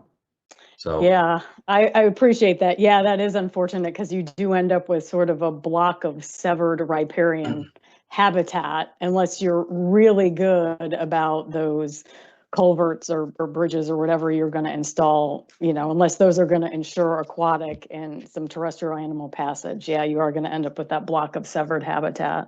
Yeah, so we always, so now anytime we're crossing from wetland to wetland or stream buffer to stream buffer, we always bury the pipes 12, between 12 and 18 inches, depending on the pipe size. So that allows aquatic to transfer from east to west, north to south. The other thing to kind of give you information is this developer actually reached out to the property owners in the top left corner of the project, the northwest corner, and was trying to get one of those properties up there to get access out the back to minimize the environmental impacts. And there's some nice houses there, there's a couple big ones, and they just were not interested in selling any property. So that's why we've got the double access onto Old US 1. One's full access, one's right in, right out. So we tried to avoid impacts as much as we can on any site. And unfortunately, this one's getting double crossing. Yeah, I'm also, could you talk about the placement of the stub outs? I mean, you're sort of, in a way, preordaining environmental impacts on the property to the east. I mean, you're heading right towards their streams. Yeah, it's a great question. So the one in the bottom right-hand corner is connecting to that existing parcel because we see this property to the east of us at some point, it could be 50 years from now, eventually redeveloping. And if it does, this is a great point to a great location to tie in. The stream locations on their property are guesses from the town's maps. So we did avoid any stubs to where a creek is. If you come east of the property over to, and Shelley, I forget the name of the street to the east of us. But that, that street is existing. There's homes there. They're large lot, 2 to 5 acre lots over there. As part of the ordinance requirement, we try to provide a number of stubs that way. It's Winding Creek Road. Thank you. Thank you. So, yeah, so we provided 2 stubs to the east, one north of the creek crossing, one south, so that if that property develops, they can develop the pods and possibly not add another environmental impact. We also provided a crossing or an access in the northwest corner to those properties so that those properties can come into our site, or we can get a future access out to Holland Road as well. Mm-hmm. We're also looking at the area just at the bottom of the townhomes as well, right in that area as a possible connection to the west, Shelley. Oh, well, that one too, but right, come up just a little bit. Yeah, right in that area. We're thinking about an access to that area. That's the church next door.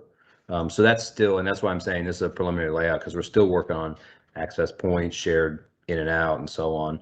And we've also provided access to the rest of the Sears family, which is there in the southeast corner where Shelley is highlighting right now. They still live there. But we provided them a stub, so if they ever decided, okay, it's time to move, they can redevelop that site without another driveway, another environmental impact, and everything else. So we've really tried to plan around for what's around us.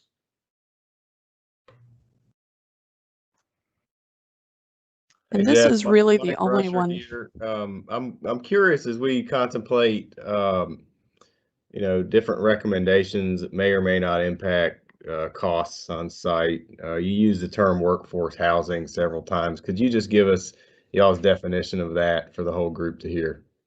Sure. So workforce housing is basically, 100% AMI, 120% AMI. It's getting us more in the below 400,000, above 250 range, where it's not putting you into a Bella Casa or a Jordan Point type home. It is truly, the fireman, the policeman, nurse, having a place to live that's a reasonable home that has really good schools, great access, great location, and future amenities that are coming to the area with developments east and west and every kind of backfilling this area. So it's not, I'm not sure, and correct me if I'm wrong, Jason Barron may know this, I'm not sure if there really is a definition of workforce other than it's less than full market rate and higher than affordable housing. I think the official definition is between 60 and 100%, 120% of the area's AMI, which is a pretty wild fluctuation. That's why I was curious to see how y'all define that, because if we're at just under 100% of the area AMI, that's not going to do it for what I would consider workforce housing, in my personal opinion, not of the board's. So I'm glad you could kind of offer a little insight on that. Yeah, and I don't. I think affordable housing looks at between 60 and 80% AMI being the affordable housing mark. So anything between 80 and 100 would be considered workforce housing. And that's just a guess on my part. Like I said, I'm not an affordable housing expert by any means. So, but we're trying to hit a market that right now is not anywhere around, which is that we'll just call it more reasonable home prices, because right now nothing is reasonable.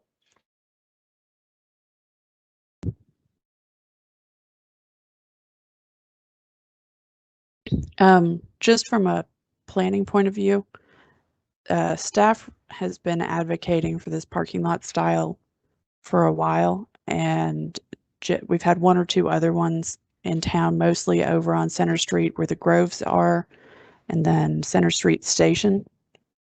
They work extremely well. The parking is actually, in townhome developments in general, parking is normally a nightmare. Parking in a parking lot style development is much simpler, much easier. There's not really there's not always anyway assigned parking spaces. There can be, but typically it's you park as close to your own home as you can, kind of thing. But because you can only fit 2 cars, if that, in a 2-car garage, well, in a 40-foot wide townhome product, or even a 30-foot wide townhome product, you can get 3 parking spaces in front of a 30-foot. You can get 4 parking spaces in front of a 40-foot, and it doesn't take up any of the space inside. And to be totally honest, one of the biggest reasons why townhome developments are such a parking nightmare is because everybody, okay, I'll be fair, 70% of people or so use their garages as essentially an attached shed that you access from the front. I don't know very many people who can park even one of their cars in their garages. So people end up having 2 of their 3 cars because odds are there's at least one older child or an older adult family member living with them. 2 of them in the driveway, and then one is either on the street or taking up a guest parking spot. We don't have those problems in this particular style. And adding a garage on, I think 5 years ago, I was quoted that a garage adds $40,000 to the cost of a home. A 2-car garage does. Patrick might know these numbers a little better than I do, but I would be surprised if it hasn't gone up to $55,000 or $60,000 at this point. So this is something that staff was very excited to see. We don't see very many of these, but they also they have a lot better architectural appeal in general too, because you have more space on the building to have those architectural criteria without the giant door in the middle of the front. So yeah, those numbers are probably more tied to a freestanding, like detached styled garage as well. But Shelley's basically saying people have too much junk, so they need to in their garages. I wasn't addressing people's junk. Yeah. We need 4-car garages. Yeah, exactly.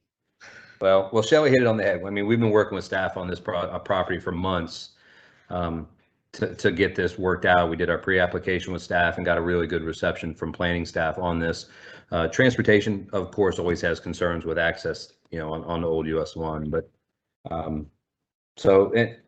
and really the only other comment that came back this morning to get back on track with this was a condition about tree clearing, stormwater control measures, and repair infrastructure in the zones of the buffer.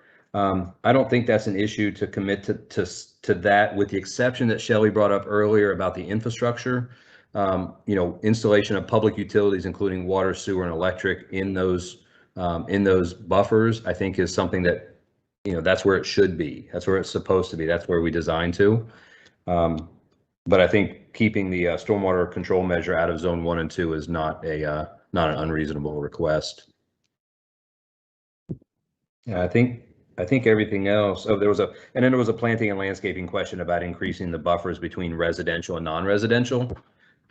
This kind of shows you the area between the red, which is the commercial portion on the bottom. We've got a huge pocket of wetland. We've got that big creek through there. So the buffer is actually being provided naturally. And I apologize for the overlap. The red overlapped into the wetlands. We're not going to be digging and grading into the wetlands in that location. It was just a snafu on the highlighting of the plan for you guys to review. Does anyone else have any other questions?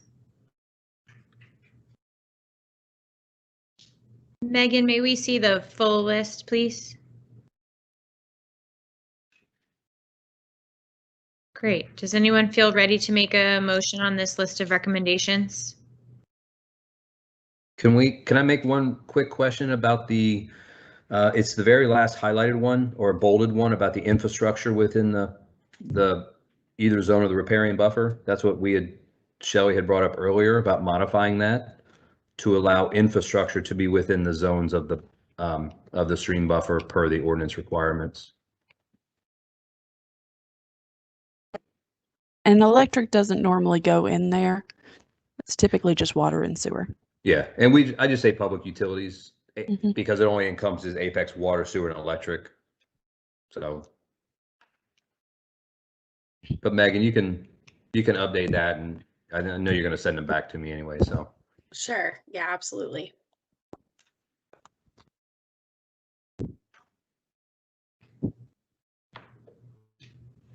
Do we have anyone prepared to make a motion? I'll make a motion, Mike Rusher, to approve the recommendations as written pending the one update from Megan, which will be redistributed to the developer. Thanks, Mike. I'll second that. Is that Patrick? Yes, ma'am. Thank you. I will vote in favor. Suzanne? Aye. Patrick? Aye. Bill? I'll abstain. Bill is abstaining. Kim? Aye. Greg? Aye. And Mike? Aye. Okay. Thank you very much. Awesome. Thank you, everybody. Thanks.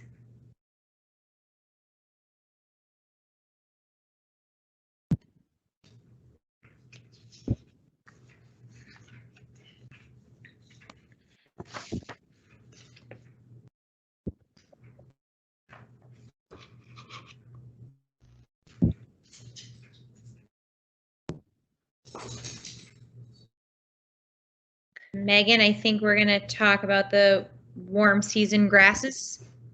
Yep, that's right. We have a presentation here from Jeff Hastings. And again, he is both on the planning board of Apex and the Historical Society. So I will admit him now. Thanks.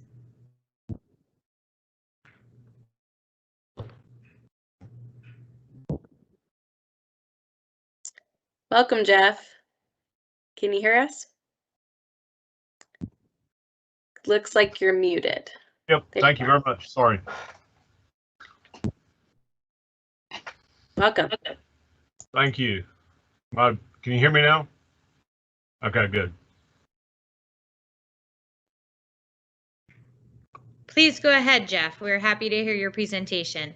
Okay. I am I'm a non-voting member of the planning board in Apex, and recently I've heard a couple of developments come up where the suggestion for planting warm season grasses for drought resistance, heat tolerance, whatsoever is I agree with completely. But what I brought up was the overall scheme of a warm season grass is kind of an overreaching ask sometimes that I'm afraid can get lost, specifically in commercial development. A little bit of background, my degree is in botany from NC State. Worked in the vegetable and grass industry for about 15 years before getting into the hardware business. So I'm pretty familiar with this area. And the fear I've got is that if we sit there and say to a developer that they need to use warm season grasses, that line item on their budget becomes next to last before they get the certificate of occupancy. And there's several grasses out there that are incredibly invasive. They're incredibly hard to maintain, and they're an eyesore.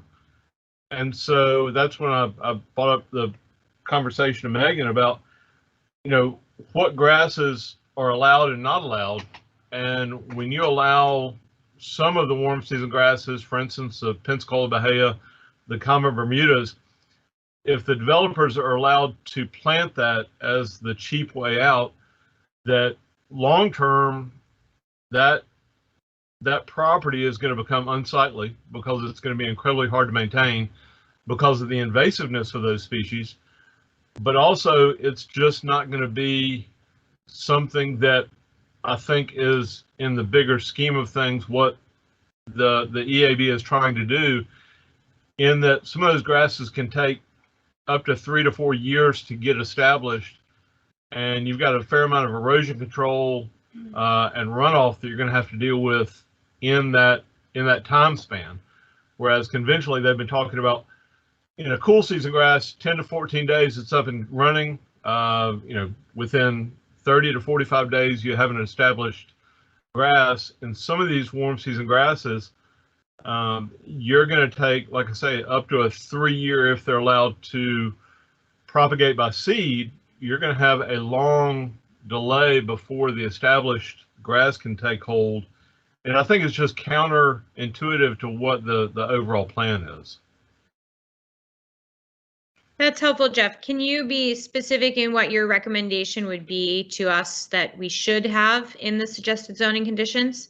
Well, I think that I guess what I've been thinking about is, in the residential area, it's pretty safe as it is, because 99% of the people that are out there from a residential standpoint, they're trying to sell the property, which means they're going to put a sod in the front yard, they're going to seed the backyard. And so you've got instant gratification, if you will. But again, in looking at commercial development, my recommendation would be to sod with a Bermuda or centipede in all of the natural areas that are available. If there's parklands or open areas, some of the varieties like carpet grass are fine, or some of the blends are fine if you're going to do it from a seeding standpoint. But you would, in my opinion, what you'd want to make sure you eliminate is you'd want to eliminate the common Bermudas, coated or uncoated, and eliminate the Pensacola Bahia, just because of the invasiveness and the unsightliness of those grasses.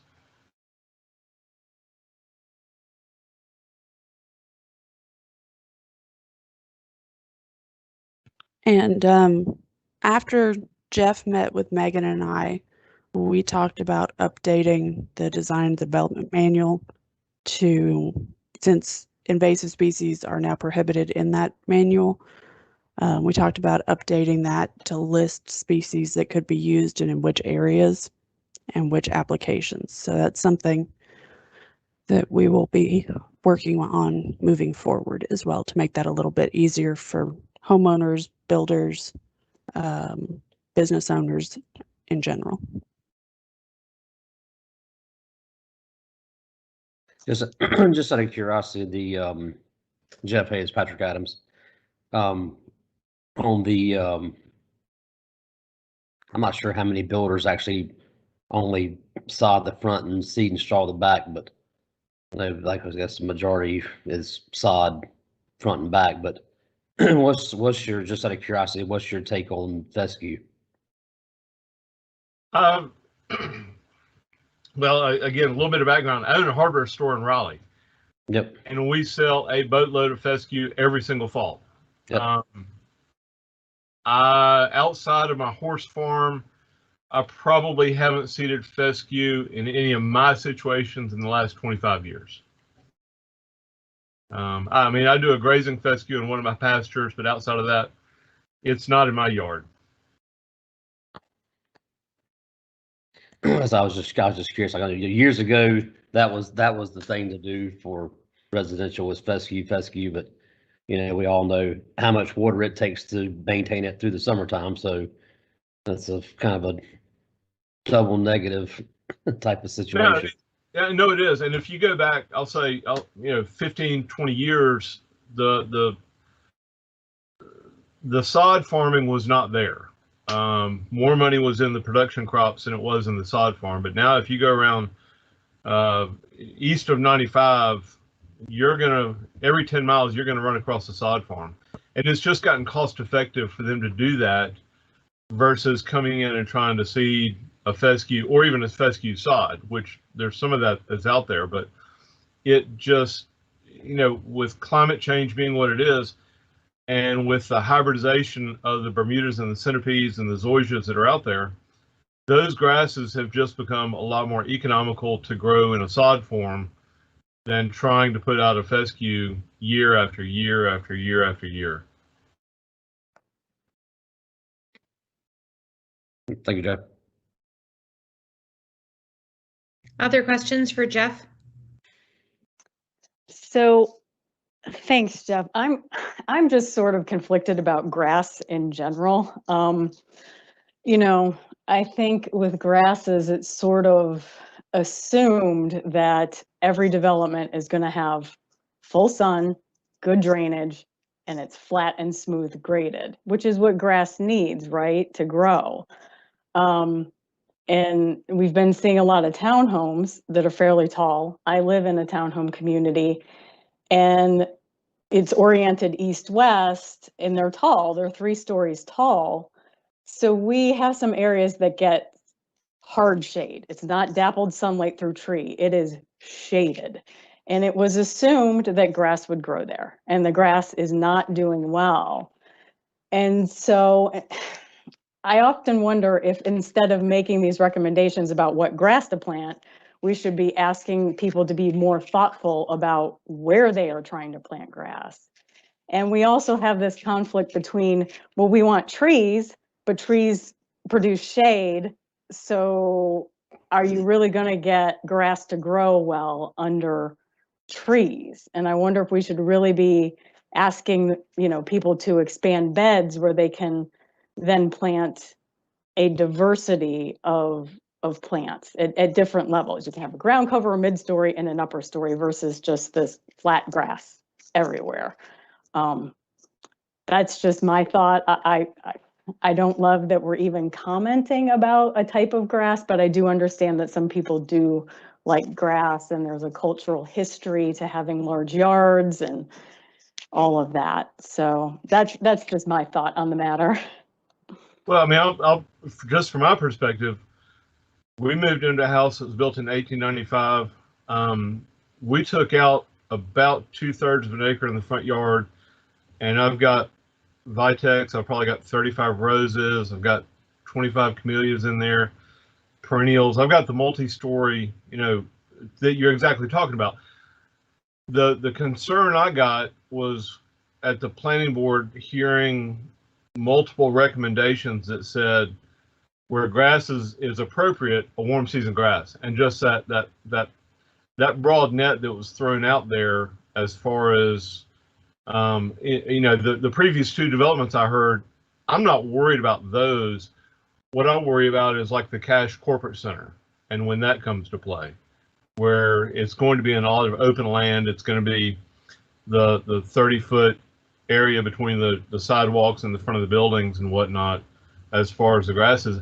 I do think that's, to your point, I think it's a much more in-depth conversation to have planning going forward, because if you got trees and grass don't mix, and I'd much rather have trees everywhere but my pastures.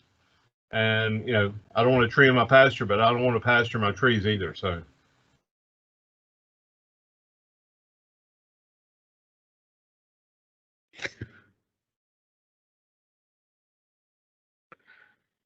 Other questions? I do have comments from John Garrison, and I feel that I should read them since he's not here tonight. He says, things to think about. Laying sod will increase the upfront costs on developers, and the EAB can expect some pushback. But these are just recommendations and not requirements at this point. If carpet grass is not a commonly used term in landscaping circles, it will need to be clarified as to what it means. And I don't have enough information to know if prohibiting certain warm season grasses, as suggested, is a good idea. That's from John.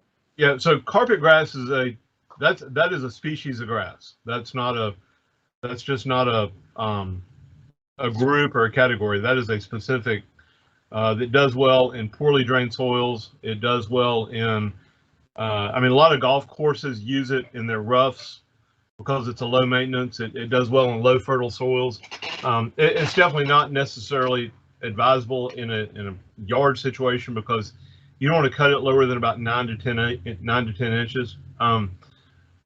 But I would disagree politely with him on the sod issue, because if sod was an expensive route to go versus seeding, you wouldn't see it in every development that comes up with houses for sale. Because if a house gets built and it gets finished, I'll say May 1st, and it goes on the market May 5th, and it has a front yard that's already green May 5th, that's not seed, that's sod. So, you know, that's a minor issue in there. Absolutely, from that right there. I mean, it's like giving you a birthday cake with no icing. Right. It's instant gratification. Yeah, and I don't, you know. So I was at the town council meeting when Shelley presented the suggested trees, native trees and whatnot, and I agree with that.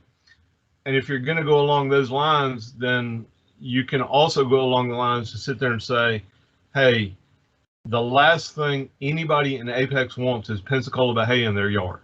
And if you want to know why, anytime you go down in the summertime between here and Wilmington, just look on the I-40 in the middle of the road, and you'll see this black haze that's about 12 inches above the ground, and that's the seed head of Pensacola Bahia, and you cannot cut it with a mower. I've got some in my front yard I'm trying to eradicate. You can't get rid of it, and it's invasive. It's a great cattle grass if you have cows, but outside of that, it's just, and it's an easier thing. And when I wrote to him, I said, it's a little bit easier to figure out what varieties of grass you may want to eliminate from the suggestion rather than what varieties you want, because this time next year, there's going to be 5 more varieties of Bermuda grass, and there's going to be 2 more varieties of centipede. There's going to be another variety of zoysia and St. Augustine, but it's awful easy to sit there and say, hey, you can't, if you're going to seed this area that's behind the truck lot at Cash Corporate Center, that's fine, but you can't have Bahia in it, you can't have carpet grass in it for these reasons. And I mean, I will say that I agree with both Jeff and Patrick, but I also understand John's concern. So residential developments are always going to have sod. That is not something that we have to be concerned about or worry that that price is going to push them out. Most commercial developments are going to have sod in their front areas. They might use seed in the back. The only group that I am currently aware of that does not use sod really at all is Wake County Public Schools. And they just don't have the budget for much of anything. Most of the time, if you see sod getting put down in a public school, it's because the PTA has gotten together and paid the money for it. And, I'm not knocking them. I'm just saying that they will put down seed in August and scatter some straw and hope that it takes, and just going to tell you it doesn't. But so it's more along the lines of, we probably should be cognizant of which groups will be doing what. And there are some areas that we don't have to worry about turf grass being a problem with, specifically just because the design and development manual and the UDO prohibit it on certain types of slopes. So for example, anything that's steeper than a 3-to-1 slope, which is not as steep as you think it is. It's, basically if you're walking 3 feet forward, it'll go up a foot. So it's not as steep as you might think. Anything 3-to-1 or steeper has to be done with non-turf grass. And that's just because people mow turf grass, and that means that the roots never actually get deep enough into the ground to actually hold the soil. and we end up having erosion control problems with it. So what you'll normally see in those areas is a combination of perennials, trees, shrubs, and tufting grasses, the pink muleys and the switch grasses of the world and stuff.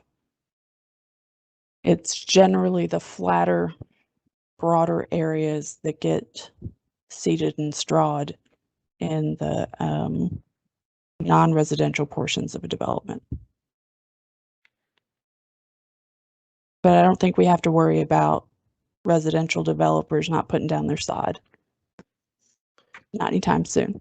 Thanks, Shelley and Jeff. I'm curious, Mike Rusher here. I'm curious on one of the most impactful things that I heard mentioned was just the amount of water that fescue consumes. Just for added color here, we're right on the edge of downtown and Haddon Hall, and I'd venture to guess, I don't know, 60% houses here run fescue. Still, I will not confirm or deny what's in my yard at this time. I will abstain from that. However, I am back to the point. One of the most impactful things was the water consumption, I think, and a good point I think for the EAB to potentially focus in the future would be a comparison how much fescue would consume, especially in residential and even more so in commercial venues who want to keep their grass green and pretty and trimmed and attractive. They're going to water like crazy to make sure aesthetics are met. I'm curious if any, and the only added color I'll say before I get to the conclusion here is, I guess the only caveat there would be if the fescue, I just lost my train of thought. But okay, so what is there any information on a comparison for? There are research papers out there. I just did a quick Google search. It would take me more time than I have at this particular moment to read through those and summarize them, but I have found a variety of papers from different groups comparing different turf grasses and their water efficiency.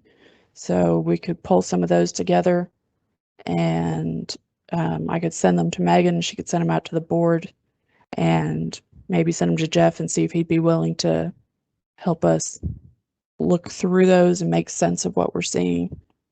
Well, and Val recently did a comparison of grasses. Val, do you remember, was water consumption a part of that on the spreadsheet? I'll have to look up my spreadsheet again. Just give me a second. And while Val's hitting that, I appreciate you looking that up, Val. Where I was going and lost my train of thought before was, as we're looking at, potentially solidifying something that was low-hanging fruit in the past. If it's low-hanging fruit, let's go ahead and get it galvanized in what we do as a board. So I don't think there's any harm in going ahead and, making a recommended, making this part of our template, even though most commercial venues or most residential venues might not engage in seeding. That should make it, in my opinion, a little easier for us to add it to our roundup.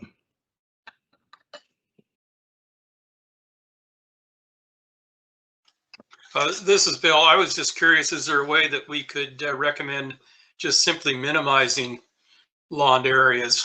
When I got my house, the first thing I did was got rid of the lawn in the back and put large planting areas in the front. And now I regret, and I still have grass in the front, under tree, not possible to grow. And I regret not making it bigger for the planting area. I don't know, that's another approach at least to see if we could minimize that. Now, while I'm here, if I might, I have one more question of Jeff, I guess. And I know miniature mondo is not a grass, but what is its water consumption basically in comparison to like a fescue? 0 is probably not a good answer, but it's pretty doggone close. Yeah.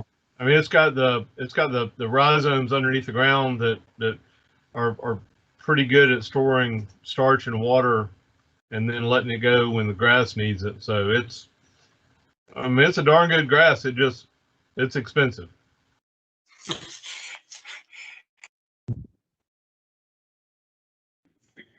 You know, something that we're doing, and I've seen it a couple times before, is especially when your lot lines are a lot closer together, as opposed to putting sod in there in between them, knowing sunlight's not going to get to them, and dealing with grass being dead, or people continue to try to fertilize it or resod or sod it.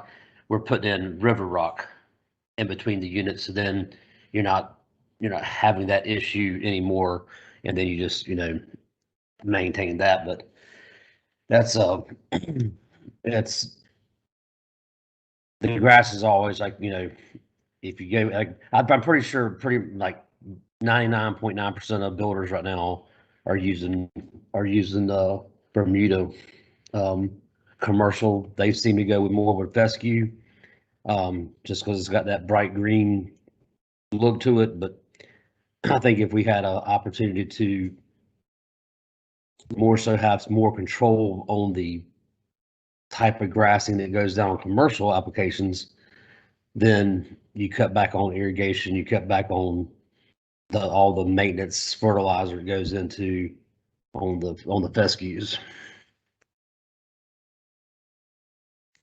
One thought to just throw out there too is that at the moment there's only one bullet point for drought, for reducing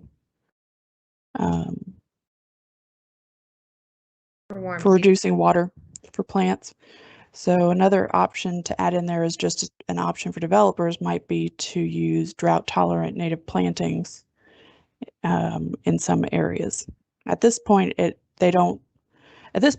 not that they will necessarily choose it, but they may not know that would be an option that would be acceptable to the board. And the way that that option is phrased at the moment, town staff would not necessarily know if that would be acceptable to the board. I mean, I would think that most of the time it would be, but if you guys wanted to add that as the second option under that bullet point, that would give some people some additional flexibility as well. I think that's helpful. And might imply that, grass isn't always the solution, which is what it seems like a few people have been saying here. Mm-hmm. Jeff, if we wanted to reach out to you in the future with additional questions, are you willing to hear from us? Oh yeah. Most of the people in town know how to get a hold of me, so. Sounds great. That sounds great. Thank you so much for your presentation. Much appreciated. Sorry, muted. Thanks for having me. And if there's any questions I can answer, I'll be more than happy to do it. Thank you. Thank you, Jeff.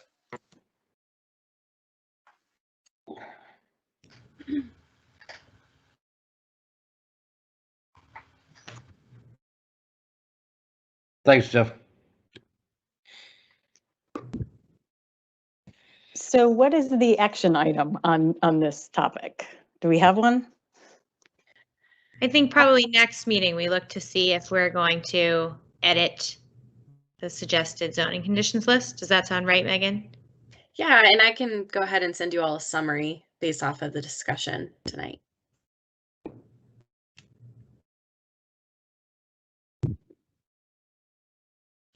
Does anyone have any topics for open discussion? I do. Mike Rusher here. I think, it's November, as we all know, and next month is December and Christmas time, and I can't imagine what everyone's schedule is going to look like. And so we might not have everybody back together before then. Some of our terms are coming to an end, and I just wanted to take a moment to let you all know how much I have valued and appreciate this time shaping this board. I take great pride in being a part of this from the beginning. I know you all do as well. And I think we have embarked on an incredible journey together and helped shape something that will be here for future generations and our kids that are going to reap the benefits of what we're sowing here. So that means a lot to me. It's special, and I'm just so appreciative of the time that we've all had together to do this. And I hope as we move into the next years that you all keep it up and keep everybody accountable to some of the high standards we've developed. Thank you, Mike. I think we all appreciate hearing that. Thank you. Oh, Brett has his hand raised. Thanks, Katie. Yeah, I wanted to follow Mike's uplifting message. But first, thanks to Greg for stepping up on this board. You know, your time is valuable, and it's providing service to the town council, and so very much appreciated. And also, I want to let you guys know that we haven't decided committee assignments yet for the next term, but I plan on trying to stay on this board as a liaison, because where else are you going to learn about grass as a town council person? So anyway, it may not be me, but I hope it is. I hope to keep serving with you guys as a liaison for this committee. I hope it's you too. Thank you. I don't.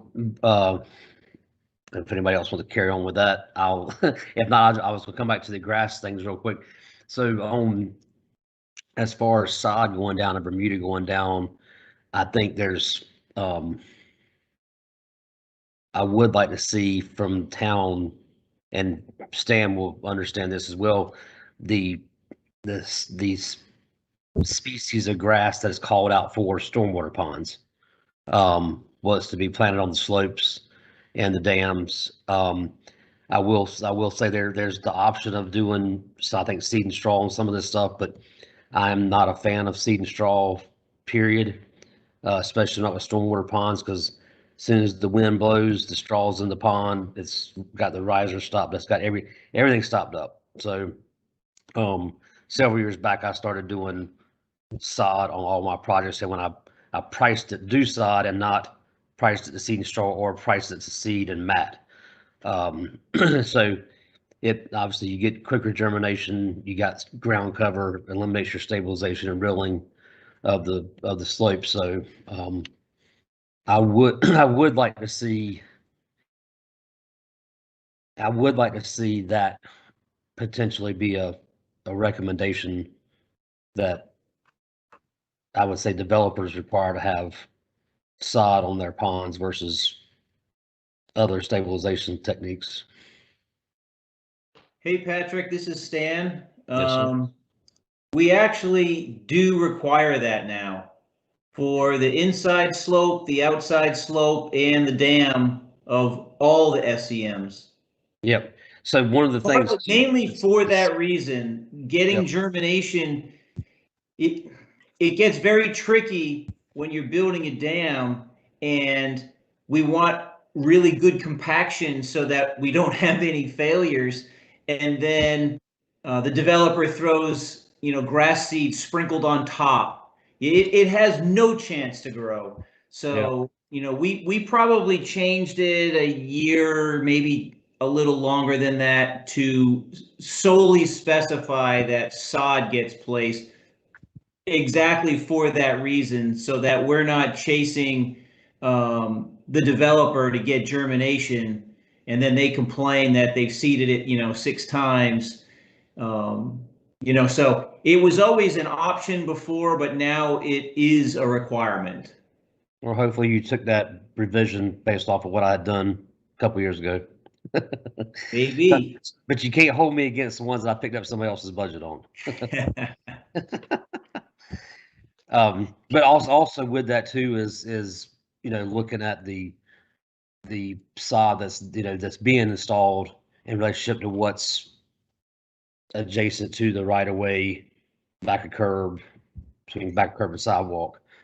Just so you're not having 2 different grasses growing together and then one chokes another one out. So it's that is one thing I ran into through HOA transitions is the management company, the grounds management side is like, hey, we got two different grasses going here. This one's going to be not necessarily live, they're not going to grow together well, basically, because you treat them two different ways. And I don't know if that's just a case by case basis or if that's something we can put in there as language as well.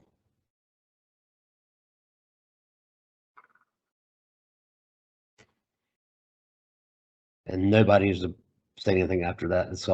Silence is fine. I'm good with that. If it's okay with you, Patrick, let's have that fuller discussion at the next meeting Yep. when we relook at the conditions. Perfect.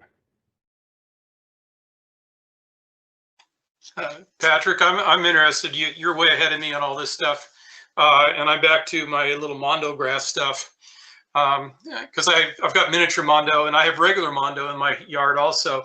But how invasive is that? Could you put regular Mondo on a slope for a pond? Of course, you'd have to probably sod first and then Mondo on top of it with plugs. Obviously, because of erosion problems, I don't know, or maybe I'm just curious because I love my Mondo. It almost looks a little too close to Liriope, and I do not like Liriope at all. That is the devil plant of the world. But I'm just curious, how invasive is that stuff? I'm honestly, Bill, I'm not exactly sure. Between what it is between the two of them, I've had, once again, I've had two different grasses, one called out on the plans for this, and then what's in the right of way is Bermuda. So, Yeah. I said as far as like how invasive it is with other ones, with Mondo, I'm not exactly sure. I've never installed Mondo. And again, it goes back, like you said before, or like, say before the price, the cost of it. Yeah, the price of the miniature Mondo is out of sight. Yeah. And it's slower growing. That's the trouble. But and we had an extension put on our house, and they tore out all my miniature Mondo. I think my miniature Mondo cost more than the extension I had put on the house. So anyhow, thank you. Yes, sir.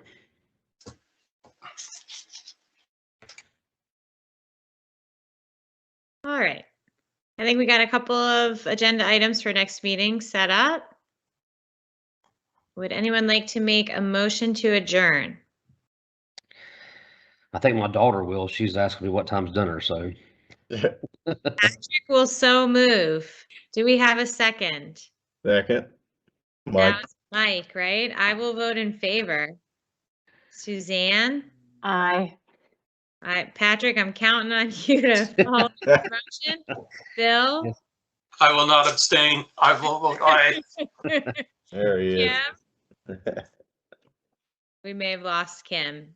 Greg? Aye. And Mike was seconding, so I'm counting on you, Mike. Aye, Captain. Thank you very much. Thank you all for your time. It's much appreciated. Thanks, Thank you. everyone. In Have December. a good night. Good Thanks, night. Megan. Thank you, Shelley. Thank you, guys. Bye, y'all.